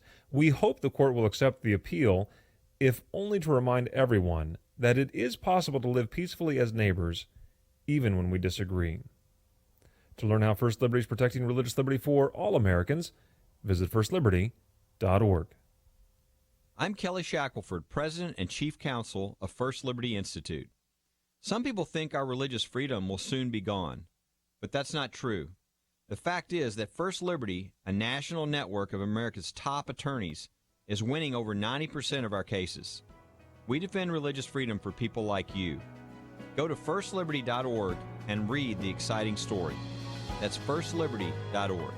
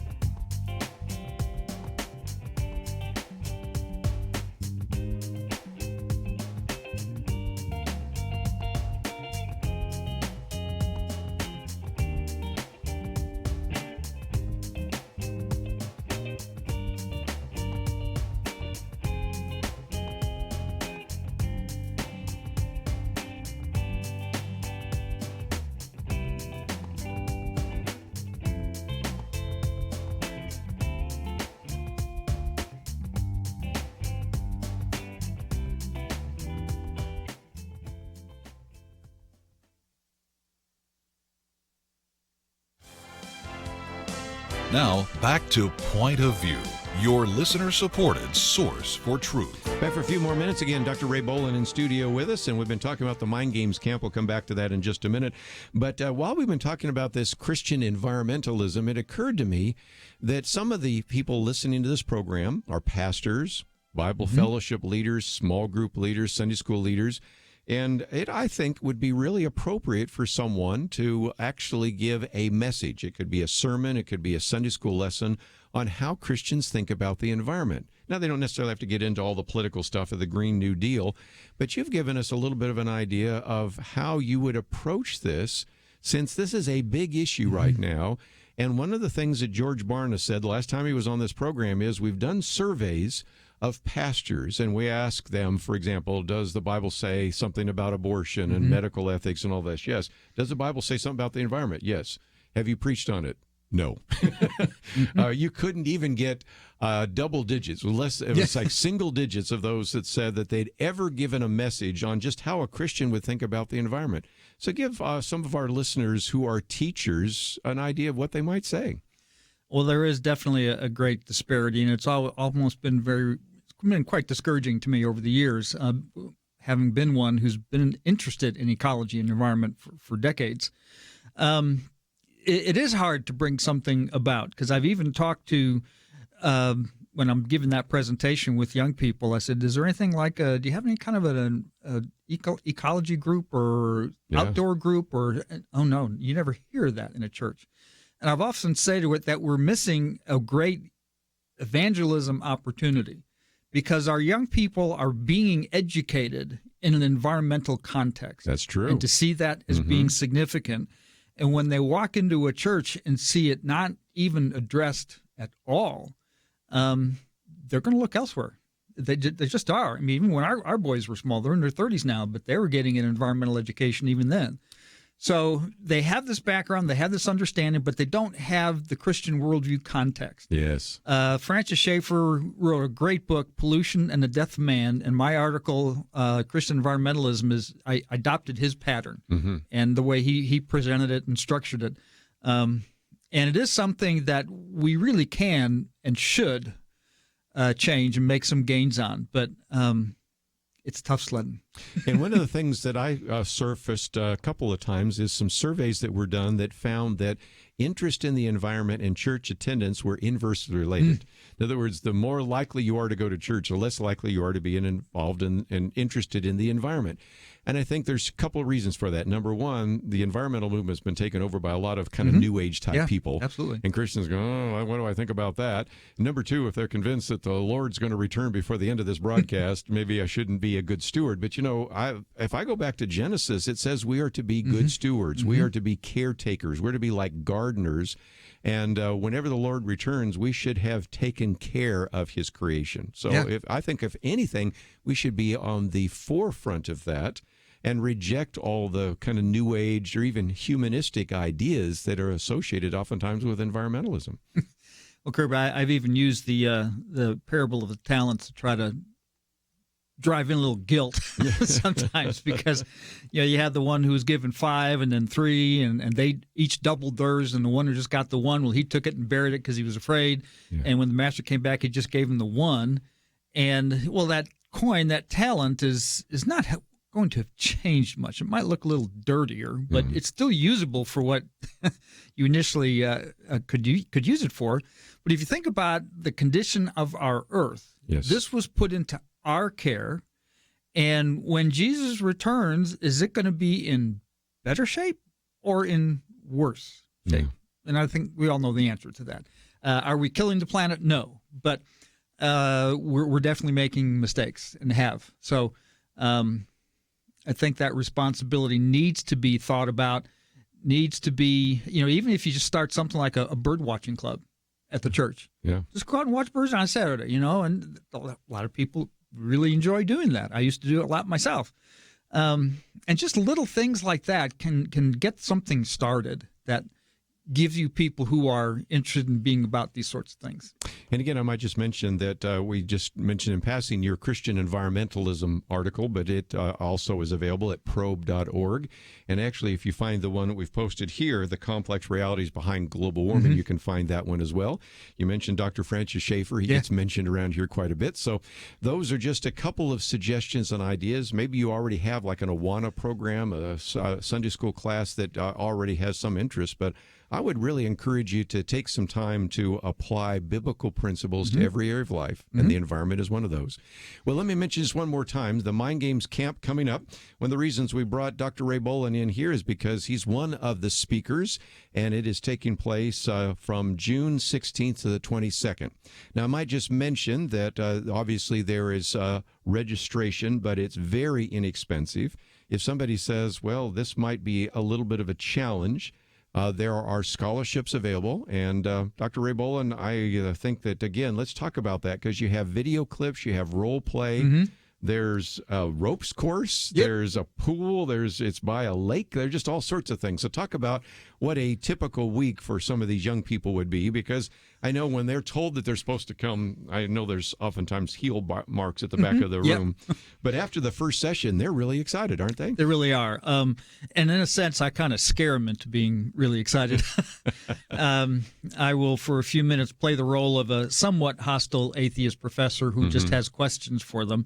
And you're all Christians, yeah. So I just pick somebody out and I ask, "Are you a Christian?" And they say, "Yeah." And I just say, "Why?" Yes. And every answer they give me, I have a follow-up question. And it doesn't take long before they don't want to talk to me anymore. Yes. And suddenly they realize I really need to be here. I didn't know what to do in that situation. So, and yeah, we have 4 sessions each day. There are small group meetings, and some of the free time is in the early evening because it's just too hot in Texas during the middle of the afternoon. So we kind of switch things around a little bit. And as I mentioned, all of our staff who are presenters eat at the same table as students do. We don't have our own teacher table. We intermingle with everybody and get a chance to chat and maybe make an appointment for later on, talk about something specific.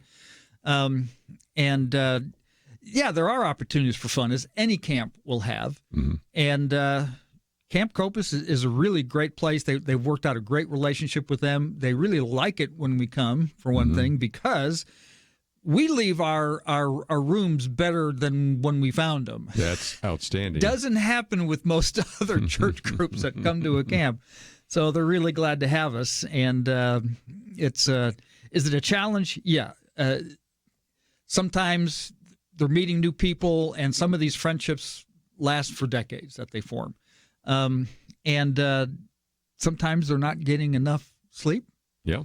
Usually by about Wednesday, there's usually more than a few droopy-eyed individuals out there, and okay, that's the way it goes. But and we warn them right from the beginning: get some sleep. Don't get sleep deprived, because it's going to make the rest of the week really hard.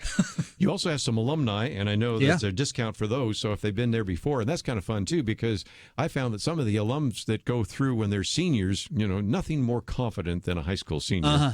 Then they come back after that first year, and they're saying to the other students, "You better pay attention to this, because I am so grateful that I actually went through the Mind Games conference. It prepared me for the onslaught I faced in the university." So again, if you have questions, of course, you can go to probe.org, and your wife, Sue, who will actually be with us on Thursday, because we're going to be talking about a very important issue, the transgender issue, which we're going to get to after the break here as well. She can answer some of those questions, but I really do encourage you to go to the Mind Games Camp, June 16th to the 22nd. We have a link on the website at pointofview.net. Of course, we also have some of these brochures. We can send those to you as well. Even if you don't have a young person that you probably know somebody that does. Pass on some of that material to them. Let's take a break. We'll get back into some very important issues in the news right after these important messages. From Thinking Man Films and Fathom Events comes Patterns of Evidence, the Moses Controversy. A new documentary follows investigative filmmaker Timothy Mahoney's faith-affirming journey throughout the Middle East in search of scientific evidence that Moses wrote the first books of the Bible. The Lord said to Moses, "Write this in a book." Patterns of Evidence, the Moses Controversy. In theaters March 14th, 16th, and 19th only. More information is available at patternsofevidence.com/Moses. Is there a lot of free time in your schedule? Probably not. Most of us are on the go all the time, and Point of View is ready to go with you no matter where on the go is. Visit the App Store for your phone or tablet and search for Point of View Radio. Our app lets you listen or watch anytime it's convenient for you. And since we're told to be doers, not just listeners, the app provides a quick way to take action on the issues we're talking about. You can send us a question, find a local radio station, read articles, listen and share Kerby's viewpoints commentaries. It's a lot of impact in one little free app. Visit the App Store today, right now, and download the Point of View Radio app. Point of View will continue after this.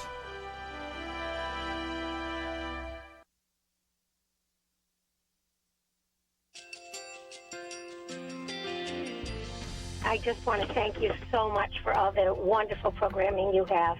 You're just absolutely fantastic. I recently started listening to Point of View, and I really found it interesting because of the different subjects you cover. Thank you for that. I really appreciate everything that you do in keeping us informed. Thank you, Kerby, for everything that you have been doing. I appreciate all the work that you're doing, advocating for the Word of God. Thank you so much.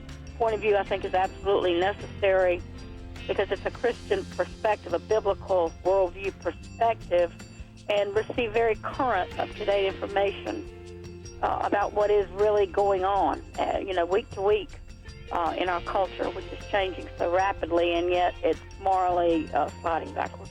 Yeah, I'm just, first of all, I thank you guys. Y'all's program is wonderful, and enjoy it every day. I learn so much every time I listen to it. Point of View Radio Talk Show.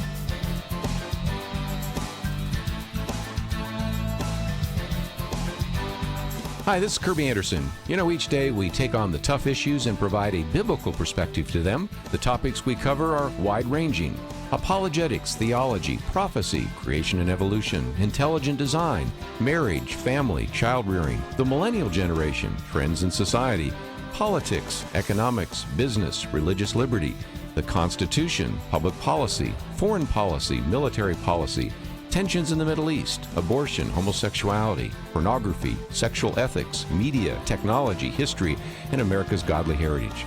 We talk about anything that affects your faith, your family, or your freedom. So don't go anywhere, because Point of View continues right now.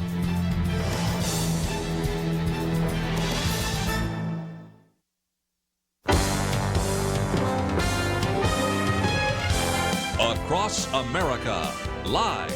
This is Point of View.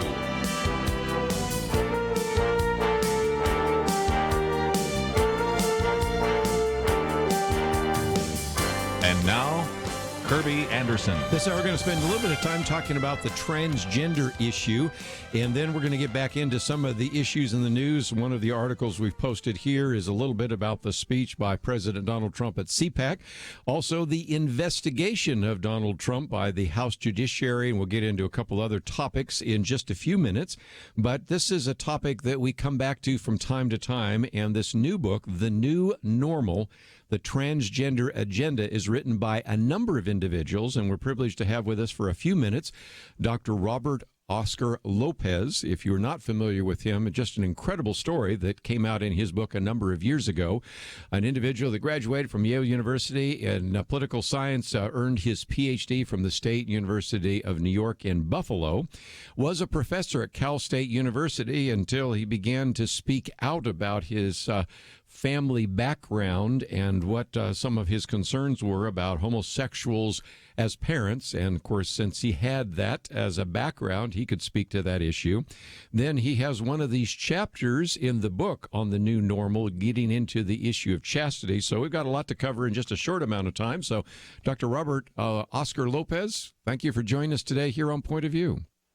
Thank you so much for having me. I appreciate it. And appreciate, I guess maybe we should start by, I know your story, but I would imagine many of our listeners are not aware. Of course, you teach now at Southwestern Baptist Theological Seminary's College of the Humanities. But to understand why there was such a controversy when you were at Cal State University, I think we need to go back to your family of origin, don't we? Well, sure. Yeah, my mom was gay, so I was raised in a gay home from the time I was very young until my mom died when I was 19. She was involved with the same woman for that entire time. They didn't live together for most of that, but they were together.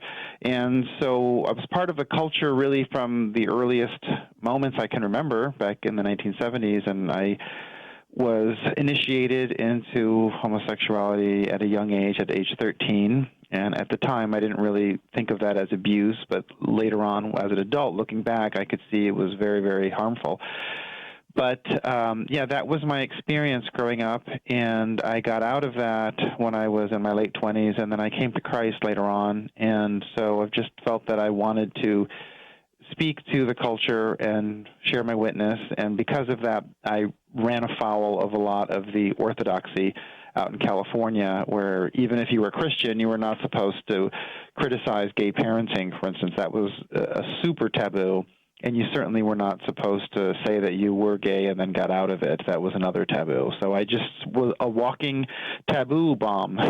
Everything I talk about my own life always got me in trouble, and the powers that be in California were very deliberate, and they were very concerted, and they did a lot of things to drive me out, not by attacking me directly on this issue, but by bringing up lots of other silly investigations, similar to what's happening to Trump, where they just go fishing. But, you know, I'm not Trump, so I was pretty powerless. Yes. And again, the book that came out a number of years ago, Jephthah's Daughters, Innocent Casualties in the War for Family Equality. And we've talked about groups that are unfairly labeled. And of course, you are one of those. I remember the Human Rights Campaign a while back listed you as an exporter of hate, and which is anything but who you are. Anybody that's been labeled, including myself, by things like the Southern Poverty Law Center, understand how just speaking the truth. And in your particular case, it's striking because just by telling your story, that was enough to have people wanting investigations. I mean, just you can't even tell your story because it doesn't match the orthodoxy. So if nothing else, I wanted people to know that as a background, because your chapter here deals with this idea of chastity. And again, the title, Chaste is the New Queer. We don't mean that in a negative sense. They use that as a phrase themselves. But you began to notice some things happening in not only the homosexual movement, but the transgender movement. Please explain. Well, here's what I wanted to get through in that chapter. When I was a young man attending college at Yale University in the 1980s, I remember I was very drawn to the liberating potential of what was then the gay movement. I thought that this was a political movement that really was speaking to those who had been oppressed or attacked or unfairly harmed by prejudice. And so there was something exciting about when they said the movement was going to be called queer. And the queer movement was supposed to represent everybody who was marginal, everyone who was marginalized, everyone who was cast aside by mainstream society and who didn't fit in. And so I joined that movement wholeheartedly in the early 1990s. And, I got out of it because I came to Christ and I realized that I was really heterosexual at heart. But looking back on it now, what is so striking is the fact that the LGBT movement has become the opposite of what the queer movement was supposed to be. Yes. If in fact the queer movement was supposed to stand up to the military-industrial complex and stand up to the big corporations and really stand up for the little guy against all these institutions like the schools and the legal system and the politicians, well, now the LGBT movement has the full support of the military, the churches, the schools, and the people who are really downtrodden, who are the misfits, are the people who are saying, I'm going to live a chaste life. So chaste has become the new rebellion. Yes. I mean, that's the only respectable, principled position that I can say is really standing up to the military-industrial complex or capitalism or any of it, are the people who are saying, I am taking my body off of this pornographic market of easy sex, and I'm going to live the way that God told me to, because God matters to me more than the world. Yes. Well, and one of the things I've talked about before is just even the way in which transgender can't even be challenged. The best example is one that I'll use after you get off the air, but in the state of Connecticut right now, you look at, for example, the two, quote, of transgender individuals that are winning all the races, Terry Miller and Andrea Yearwood, I should say. And they're always first and second. They're both men who say they're women. And since we're not allowed to say you should only run in races where you have the right biological background and the appropriate amount of testosterone, you're not even allowed to ask fundamental questions anymore. And as a result, it's become almost madness in terms of the kinds of questions that I think a rational individual like yourself would ask. But as soon as you ask them, you get vilified and you get labeled as a hate group or as a hate individual, right? Right, yeah, and I think there's two things. I think the LGBT movement really all does go together. That was the one good thing about the queer label, was it brought all of it together, because there are some people who are okay with homosexuality, they were fine with gay marriage, and now they're freaking out because the transgender movement looks like science fiction. It looks so scary. But I want to try to remind those people that the gay movement itself was also based on totally denying the biological reality of your body. The thing about it was that when we talked about homosexuality, we just persuaded people not to visualize what the act was, because it is so disturbing to people. And so I would talk to people for hundreds of hours about gay issues and never allude at all to the biological reality of what that act does to men's bodies. It destroys them. And so, when you had the success of the gay movement really driving it into everyone's minds that what is abnormal is normal, it was natural you were going to get the transgender movement. We'll take a break, continue our conversation with Robert Oscar Lopez right after this.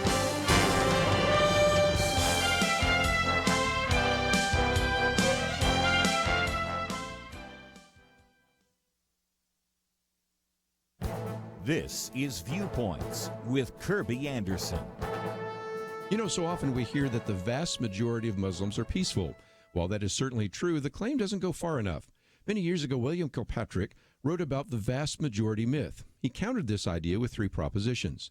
The first proposition is the vast majority of people are peaceful until they're not. It's easy to find examples of people who were peaceful for a long time and then quickly turned violent. The vast majority of Hutus were behaving peacefully before the genocide in Rwanda in 1994. By a year's end, the Hutu managed to kill 800,000 Tutsis using clubs and machetes.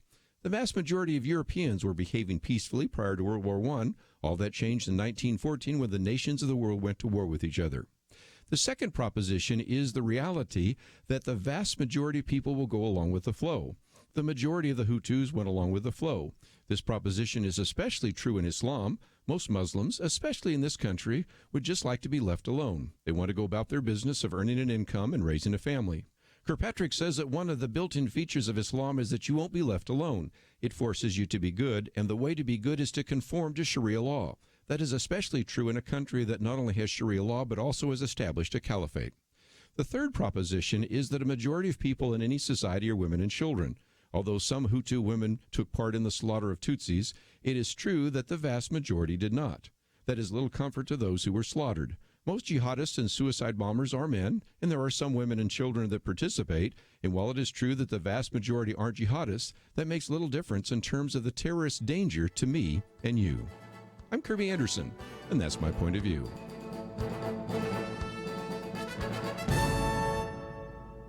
From Thinking Man Films, Patterns of Evidence, The Moses Controversy. Did Moses write the first books of the Bible? Patterns of Evidence in theaters March 14th, 16th, and 19th only.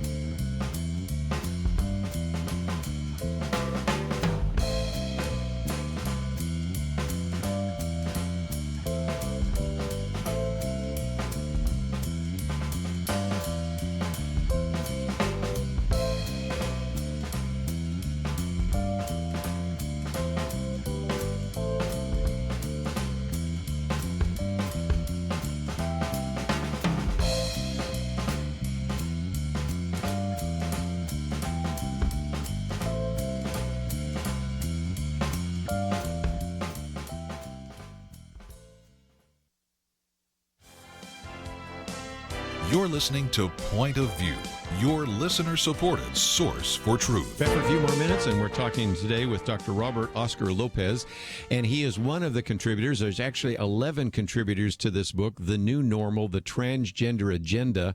And just to give you a feel, there are chapters on gender dysphoria, something we'll be talking about on Thursday with Ann Pauk and Sue Bohlin, children, sex reassignment surgery, the whole idea of how to respond to someone who says, I'm transgender. Of course, the chapter that Robert Lopez was talking about in just a minute, of the whole idea of polyamory and the human good, the Bible and the rainbow, equipping young people, sex-proofing your kids, the mythology of the LGBT lobby. I think you're going to find this very helpful if indeed you find yourself wanting to have an outreach or to deal with the transgender issue. Of course, it deals with a lot more.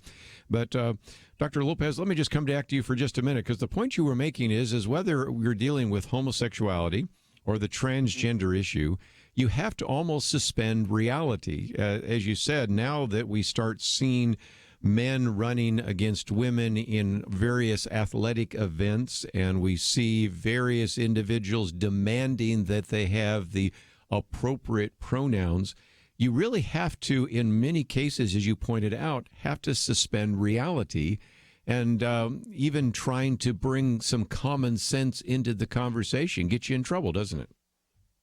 Yes, it does. And the reason why I bring this up is because, I've been involved in these debates for long enough to see how very often people on our side, I would say the Christian conservative side, right, tends to fall into a ditch. And one of the potential sand traps now that the transgender movement has really provoked a much bigger counter reaction, a much bigger revolt from people than the gay movement did, is they may be tempted to ally with gay moderates or with lesbians who are upset about men getting into women's restrooms by claiming that they are transgender. And they may want to form these alliances of convenience to say, well, look, all of these people are really equally freaked out by the idea of men beating women in a wrestling match or in an MMA cage match or something. Mm-hmm.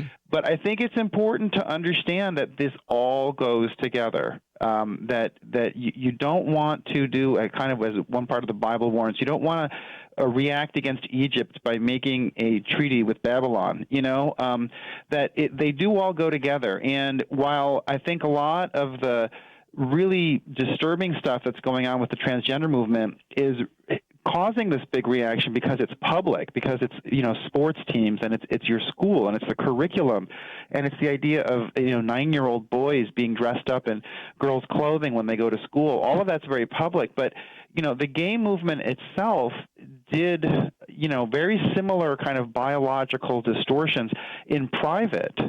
They tried to make it seem as though the sexual union between two men was comparable to normal intercourse. And, of course, that is also a huge biological distortion.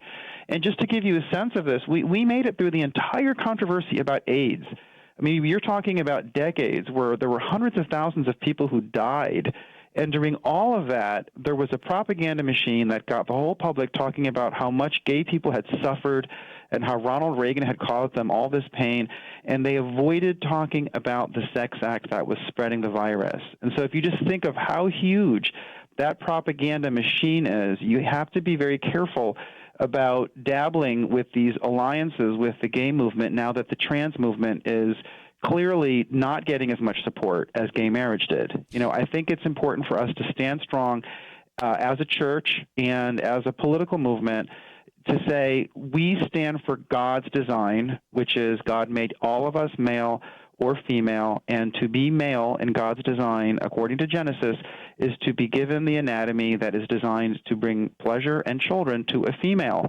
And if you are going to be called to celibacy, that means you don't feel any desire. It doesn't mean that you're going to use celibacy as a hiding place for your homosexual desires. Or it also doesn't mean that you're going to change your body by, just getting sex reassignment surgery and therefore now all of a sudden you've become heterosexual. All of those things are falsehoods. They're all lies from the devil. And again, the book is entitled The New Normal, The Transgender Agenda, and there are 13 chapters, 11 contributors. Some great material there that I would think would be helpful for pastors. But let me just mention, because I know I need to let you go to your next interview, that we also have a link to your blog. And let's talk about that, because it's not only a blog but a vlog, because there are a lot of places where you actually have videos as well. And so if people are saying, okay, I really need some help here, I've got some young person in my church, in my community, maybe in my class, or maybe in our family that thinks that they need to go through sex reassignment surgery, or they think maybe they're a transsexual or a transgender. The material in the book and the material on your blog kind of helps them kind of plot their way and think about this biblically, right? Yes, and I do want to reorganize my blog so that it's easier to navigate. I was basically putting a lot of stuff up there day after day because of the legislation that was pending, but I do want to organize it so it's easier for someone to go and find it. But yeah, I mean, I try to make it as practical and easy for people to navigate as possible. So I basically break it down into 5 steps how to get out of an LGBT identity into a heterosexual normal identity. The first step is just deciding that you want to get out. That's when you're in the gay community and you decide, okay, this is not for me, I've got to get out. So you have to really ask yourself if this is the right lifestyle for you? Are you happy? Do you want to live the way God tells you to live, or do you want to live this way? Okay, step 2 is when you're saying goodbye to the gay community, which is a very complicated process, or, the trans community would kind of be the same thing, because you have to leave in a way that is actually going to be effective and will be long-lasting, and you have to have a plan for how you're going to get out and what are you going to do. And then step 3 is when you're rebuilding yourself. You're kind of in hiding, in a sense. You're not trying to date anybody. You're not trying to change your desires, but you're just rebuilding yourself so you have the confidence and you have the self-command and you have the prayer life that is going to be able to sustain you. And then I say step 4 is then you go out and you date, and you just do what everyone else does. You go out and you see who's out there and who you like and who you want to spend your life with. And then step 5 is that's the rest of your life. You get married, or you've made whatever change and you committed to it, and then you just go for the long haul. So I try to break it down so that there are 5 steps so people can figure out where they are in this journey, and it isn't all so mysterious and murky to them. Well, again, I appreciate the contribution you made to the book. I appreciate you giving us some time today, and look forward to the next opportunity. Oh, thank you so much. I'd love to talk to you again. Again, This is Robert Oscar Lopez, and he is one of the contributors to this book called The New Normal, The Transgender Agenda. And I've had some of you just simply say, okay, how do I kind of navigate this? Up until now, this isn't something we thought about. Maybe even if you went to seminary, say, there was never a time I can remember in any of my seminary classes somebody said, here's how you might respond to someone who says, I'm transgender, or here's how you might respond to a parent who says, my kid wants to get sex reassignment surgery. So that's why I wanted to spend some time talking about that. And of course, I just alluded to something else that you may have been paying attention to. This one comes from our friend Rich Lowry in defense of women's sports.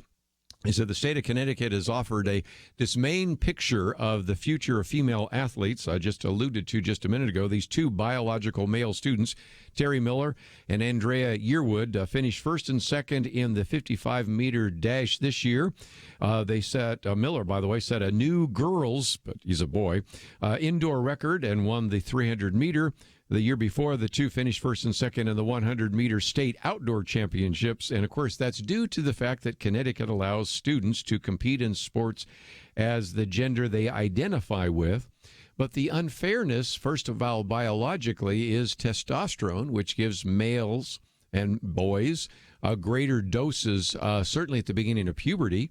It's the original performance-enhancing drug. It makes men bigger, stronger, and faster. It helps them add muscle mass. And the example that Rich Lowry uses is a good one. You can go back into the history of the Olympics. In 1988, remember FloJo? Florence Griffin Joyner, she established a world record of 10.49 seconds in the 100-meter that no one has ever come close to touching again. But if we allow men to participate, that record is almost ho-hum for some of these male athletes. According to the International Association of Athletics Federation, there are at least 15 men in the United States right now that have times better, as good as or better than 10.49 in the 100-meter. And if you then look worldwide, you have 3 times that many. Matter of fact, all of them be tied for 768th fastest in 218. So if we continue down this insanity, we will have men eventually owning all the records for female athletes. Is that where we want to go? I think we need some common sense. When we come back, let's get into a couple of issues in the news, but we did want to focus a little time and attention on the transgender issue. We'll come back to it on Thursday with Ann Pauck and Sue Bohlin. We'll be back right after this. Here's some great news. If you missed the deadline to sign up for health insurance, or more importantly, if you sign up for a plan that you're just not happy with, you still have a choice. It's called Medishare, and Medishare is a Christian healthcare sharing program. It's been around for 25 years. They have more than 400,000 members now around the country. And get this, over the years, Medishare members have shared more than $2 billion of each other's medical bills, so they could help share your needs too. And best of all, you could save a lot of money with Medishare. The typical savings for a family is around $500 a month. Your savings could be more or less, but think about what you could do with that extra money every month. So if you think you're stuck with a high-cost health plan that doesn't have much to offer, think again. You can join Medishare anytime, so call them today and check it out. There's no pressure. They're super easy to talk to. 855-90-BIBLE. That's 855-90-BIBLE. 855-90-BIBLE. It takes a team to win. Be part of Point of View's Truth Team and bring truth and healing to America. Go to pointofview.net/team, pointofview.net/team, and 800-347-5151. Point of View will continue after this.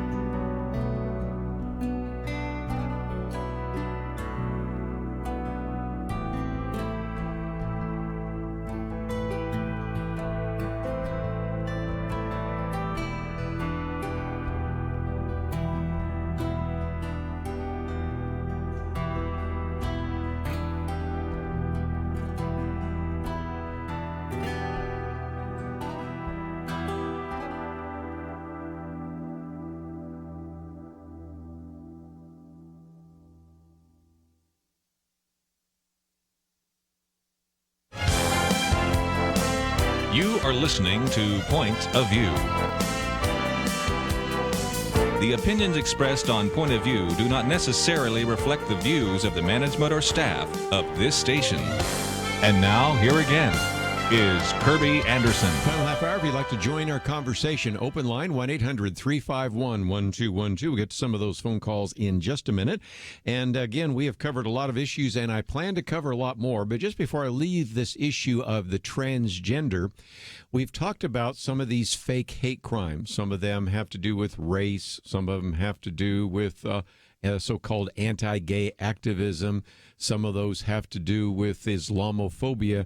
And we now have some fake hate crimes or hate crime hoaxes with transgender.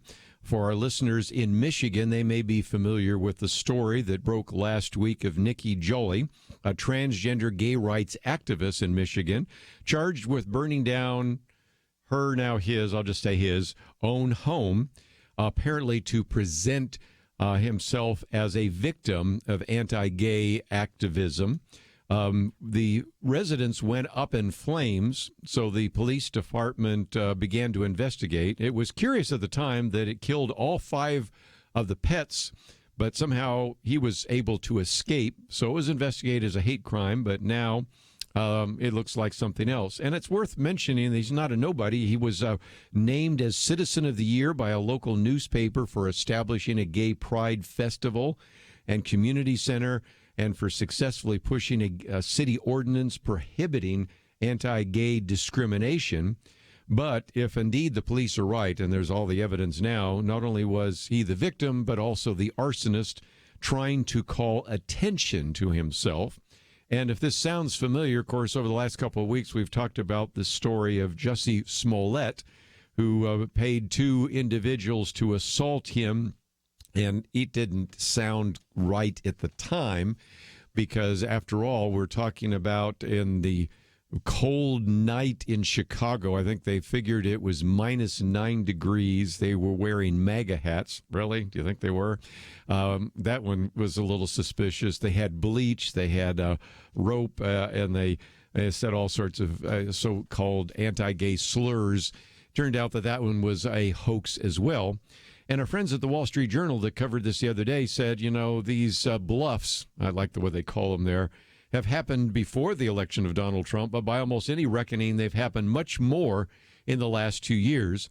But they said, whatever one thinks of the 45th president's policy views and his tendency to make crude and insensitive remarks, America under Mr. Trump isn't much different from America under Barack Obama, which wasn't much different from America under George W. Bush and Bill Clinton. It was and remains a country populated mainly by decent and tolerant people who have no interest in persecuting their neighbors for looking and sounding different. And so that's just another one of those hoaxes I thought I would mention, which we're starting to see more and more of. And it's why sometimes when we hear of these stories, you just got to be a little bit careful, use a fair amount of discernment. Just before I take some phone calls, let me talk about a couple of the articles we've posted. One of those is Donald Trump at CPAC. Now, CPAC is, of course, this annual convention of conservatives, and a number of presidents have spoken at it.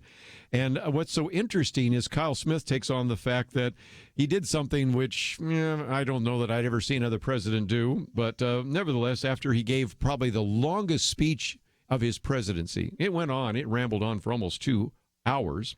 He then gives a full body hug to the American flag there at CPAC. And they said it was one of the most cheerfully photogenic moments of his political career. What can top a president giving a PDA to Old Glory? But, of course, what happened is it drove the left crazy. And, again, Kyle Smith says the response from the left were confused, disbelieving, and snippy. Colin Jost at Saturday Night Live's Weekend Update said, "What the blank was that?" And he says, well, what that was entertainment. It was fun. It was funny. It came across as spontaneous and endearing and very, very American. And it was a reminder that in our two-party system, the most entertaining candidate pretty much always wins the election. Be a boring scold and your chances fade. And so, if nothing else, I thought it was kind of interesting because what happened then is all sorts of people got up on their high horse about this. Would I do that? Would you do that? No. But, well, I was a Boy Scout 40 years ago, and we're not supposed to do that and all the rest. And so there is, whether it's the style or now let's talk about the substance, this president is just subject to all sorts of criticism. And I might just mention that Donald Trump did say some things. Now let's get into the substance. And here's a few things that he said. We are reversing decades of blunders and betrayals done by the failed ruling class that enriched foreign countries at our expense. A little bit later, he said it wasn't America first. In many cases, it was America last. Says those days are over, long over. America is winning again. America is respected again. And then, since we did last hour spend a little bit of time poking fun at the Green New Deal, of course, you might imagine the president did as well. And he says, well, how are we going to do this if we're totally dependent on wind power? And so at one point he said, when the wind stops blowing, that's the end of your electric. And then he plays like a husband saying, darling, is the wind blowing today? I'd like to watch television. So he was having some fun at the expense of some of those that were proposing the new Green Deal. But not only did he speak, but the Vice President Mike Pence spoke. And I thought, again, it would be worth mentioning because you probably won't hear this in any other news outlet. But when Vice President Mike Pence spoke, he said, as I stand before you today, the American economy is booming. In just over 2 years, businesses large and small have created 5.3 million new jobs, including over 480,000 good-paying manufacturing jobs. Unemployment has hit a 50-year low. A little bit later, he says, and in this administration, we're standing every day with the brave men and women of law enforcement, and we have been giving all those who stand on the thin blue line the resources and the respect they deserve every single day.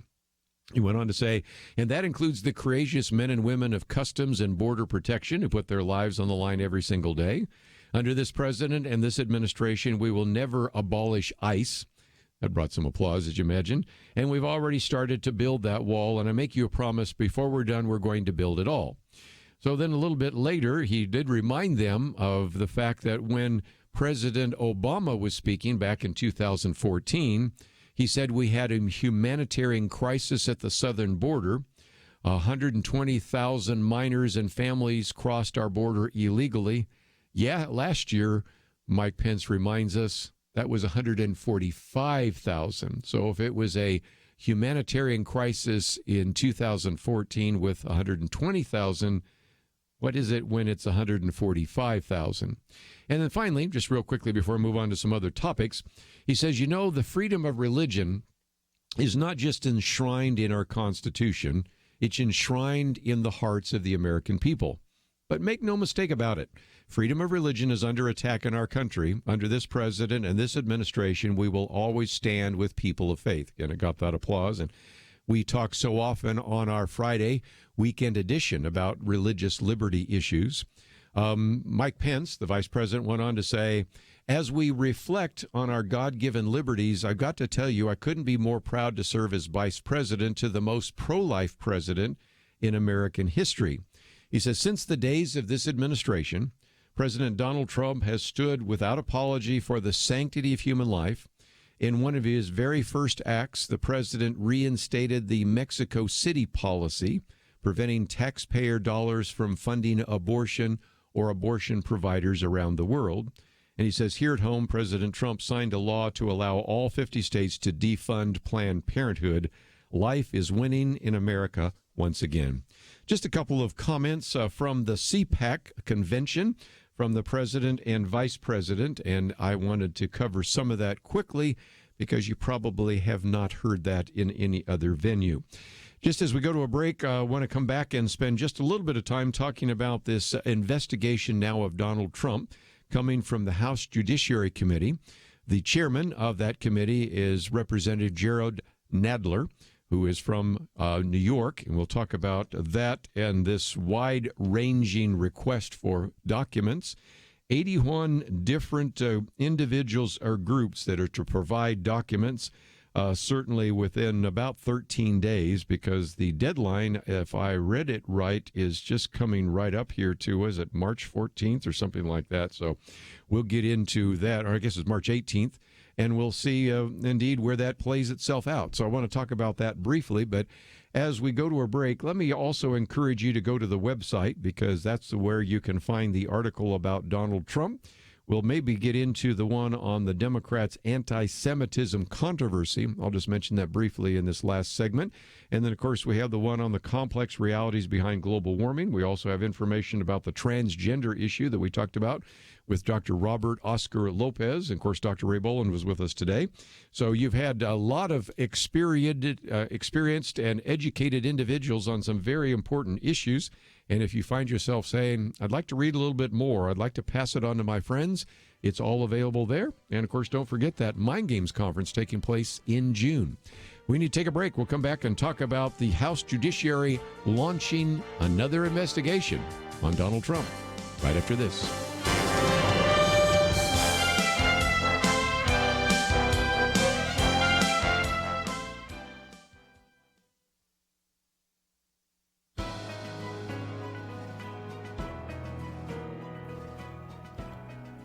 Welcome to the First Liberty Briefing. I'm Jeremy Dice.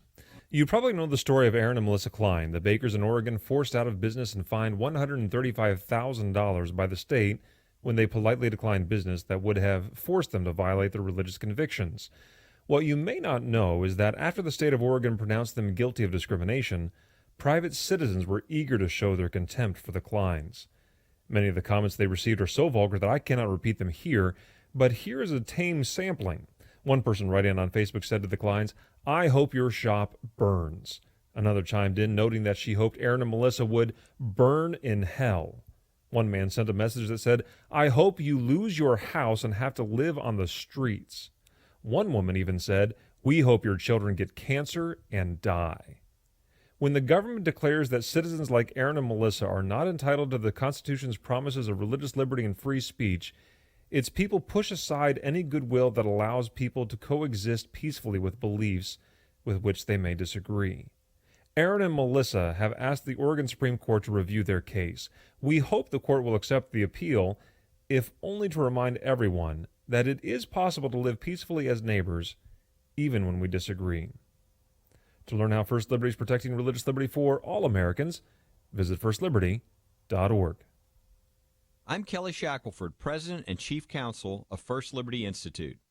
Some people think our religious freedom will soon be gone, but that's not true. The fact is that First Liberty, a national network of America's top attorneys, is winning over 90% of our cases. We defend religious freedom for people like you. Go to firstliberty.org and read the exciting story. That's firstliberty.org.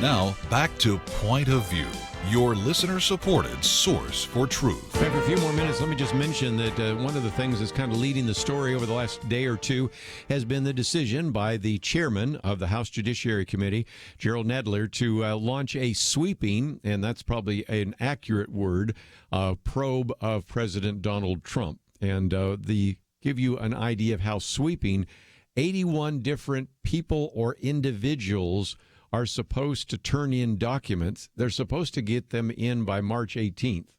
And that's, if I'm looking at my calendar, not even 2 weeks. When you, as we were just talking about off the air here, Doug was pointing out that you usually get 30 days at least with a traffic ticket, right? And here they're getting 2 weeks. And just to give you an idea of how sweeping this is, I won't read all 81, but I'll give you a sample.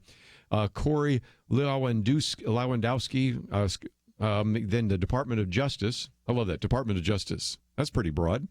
Donald J. Trump Revocable Trust, Donald Trump Jr., Eric Trump, the Federal Bureau of Investigation, FBI, okay, George Papadopoulos, Jared Kushner, Jay Sekulow, Jeff Sessions, Jerome Corsi, Michael Cohen, Michael Flynn Jr., Paul Manafort, Reince Priebus, Roger Stone, Sean Spicer, Steve Bannon, another one, the White House. Really?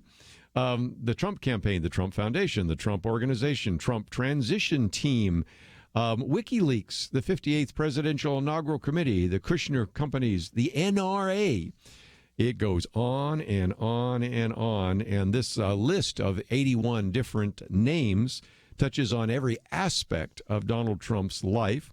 And it's a good example of the attempt to try to engage in a fishing expedition. Somewhere along the line, you're going to find something that doesn't resonate.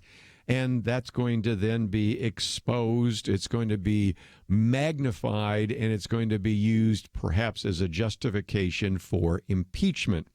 And the committee is expected, it says even in this article, to use the information to amass information that they can comb through and then eventually come to some conclusion about this idea of impeachment, which is why I wanted to come to another piece that I haven't posted, but you can find very easily, and that is by Doug Schoen. Now, you might say, who is he? Well, he actually worked for President Bill Clinton, and he calls it My Advice to Democrats as They March Towards Impeachment from someone who's been there. Now, it's a really long piece, and if you ever have taken a class on journalism, they say don't bury the lead. You have to get to about the 7th paragraph before you get to what I think is the real key to this. Why didn't he start with that? But nevertheless, he wanted to give everybody the history of Jared Nadler and the investigation and all of that. But finally, he gets to, I think, the key point. And he's saying that the chairman of the House Judiciary's investigation is going to revisit much of what federal prosecutors on Robert Mueller's team have already covered. It is important that House Democrats proceed cautiously, he says, and do everything in their power to preserve the legitimacy of the Mueller investigation. So his first concern is that you are actually, first of all, covering much of the material that has already been covered by this independent prosecutor's investigation. And he goes on to say they must not allow charges of partisanship in their own investigations to taint or overshadow the special counsel's investigation. He says, moreover, Democrats must be mindful of how partisan-fueled impeachments have played out in the past. Now he gives his own testimony. He says, during my time working for President Bill Clinton, I witnessed firsthand what ensued when a Republican-controlled Congress politicized impeachment hearings. Not only was President Clinton not removed from office, but Democrats ended up winning re-election in 1998 with the slogan, progress, not partisanship, which was in part inspired by my firm and was a clear dig at congressional Republican partisan motives. And then finally, he makes one other case, and he says, congressional Democrats must be careful not to proceed in a way that does not reinforce the witch hunt narrative that the president has perpetuated. Because, of course, you know the president has already referred to the Mueller investigation as a witch hunt. This one, how can they avoid it with asking 81 different entities, people and organizations, to, in less than 2 weeks, provide all of these documents? You know most of them are going to refuse. But again, he says, and this, if nothing else, could buttress his claim that the investigations encircle him are partisan and biased. Now, he's a Democrat saying, Democrats, have you lost your mind? This is not going to work, and it's not going to come out well for you. But nevertheless, that's what we will be hearing about. And if you're already tired of hearing about that now, get in your head that this time next year, we still may be hearing about these investigations from the House Judiciary Committee. But before we end, I wanted to get real quickly to the last article I've posted there. This comes from The Hill, which is the record the journalistic record from Capitol Hill. And it is entitled about Pelosi really seeking to tamp down the anti-Semitism controversy, because the article talks about the fact that Democrats are dealing with a new storm of controversy surrounding freshman member of Congress, Representative Ilhan Omar from Minnesota, Democrat from Somalian background, who for the second time in less than a month has made critical remarks about Israel. Speaker Nancy Pelosi, who of course is from the state of California, and other Democratic leaders have drafted a resolution expected to get a floor vote tomorrow, and maybe Nick Pitts will talk about it when he hosts the show here, to condemn anti-Semitism after the latest remarks from Representative Omar's talking about the fact that any of these pro-Israel groups are pushing allegiance to a foreign country. And one of the things in this article says is since taking control of the House 3 months ago, Democrats have been largely united, especially even during the shutdown battle. But the remarks by Representative Omar have divided them, and Democratic leaders are hoping to get a vote on the resolution to put the matter behind them. Now, if you read the resolution, and you can find this on the second page so you can read it for yourself, it does not specifically mention her.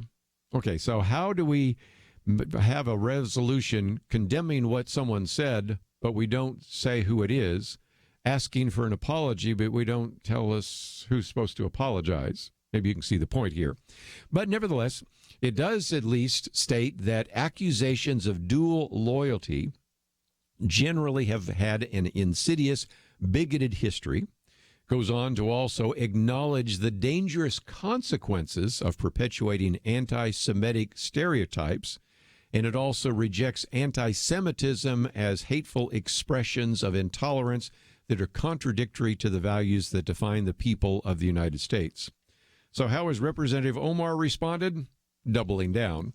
How have others responded? Well, let's go to the Women's March co-chair, Linda Sarsour, who actually attacked the Speaker of the House, Nancy Pelosi, by saying that Nancy is typical of a white feminist upholding the patriarchy, doing the dirty work of powerful white men. God forbid the men are upset. No worries, Nancy to the rescue. So we've been seeing over the years how people have criticized Republicans and conservatives for supporting white patriarchy, but here Nancy Pelosi got a dose of that as well. What interesting times in which we live. Well, that's all we have for today. Nick Pitts will be here tomorrow. We'll have our Millennial Roundtable conversation all through the week. We're going to be looking at some of these issues in the news. But if you find yourself saying, I'd like to know a little bit more about the Mind Games Camp, that's on the website. I'd like to know a little bit more about global warming, that's on the website as well. I'd like to know a little bit more about the transgender agenda, that's there as well as information about Donald Trump at CPAC and even this anti-Semitism controversy. Covered a lot today. I'm sure we'll cover a lot tomorrow. First of all, I want to thank Doug for his help behind the scenes, and also for Stephanie, as well as Steve for their help as well. Go to the website, pointofview.net. We'll take a break and come back here tomorrow, right here on Point of View. Question, do you have a health insurance plan you are not happy with? Well, Bethany and Jason thought they were stuck. Their plan just kept getting more expensive, and Bethany's favorite doctor didn't even take that plan anymore. And then some friends at church told them about MediShare. With our previous insurance, we were paying $1,200 a month. With MediShare, we now pay around $600 a month. Yes, they're paying $600 less per month, and that's a pretty typical savings with MediShare. And they actually like MediShare more. I was able to go back to my original doctor that I absolutely loved, and it's just been an absolutely beautiful thing being a part of MediShare. Yeah, so they pay a lot less, and they like it more. No wonder MediShare is growing so fast. Find out more. They're super easy to talk to. All you have to do is call 855-90-BIBLE. That's 855-90-BIBLE. 855-90-BIBLE. It takes a team to win. Be part of Point of View's Truth Team and bring truth and healing to America. Go to pointofview.net/team, pointofview.net/team, and 800-347-5151. Point of View is produced by Point of View Ministries.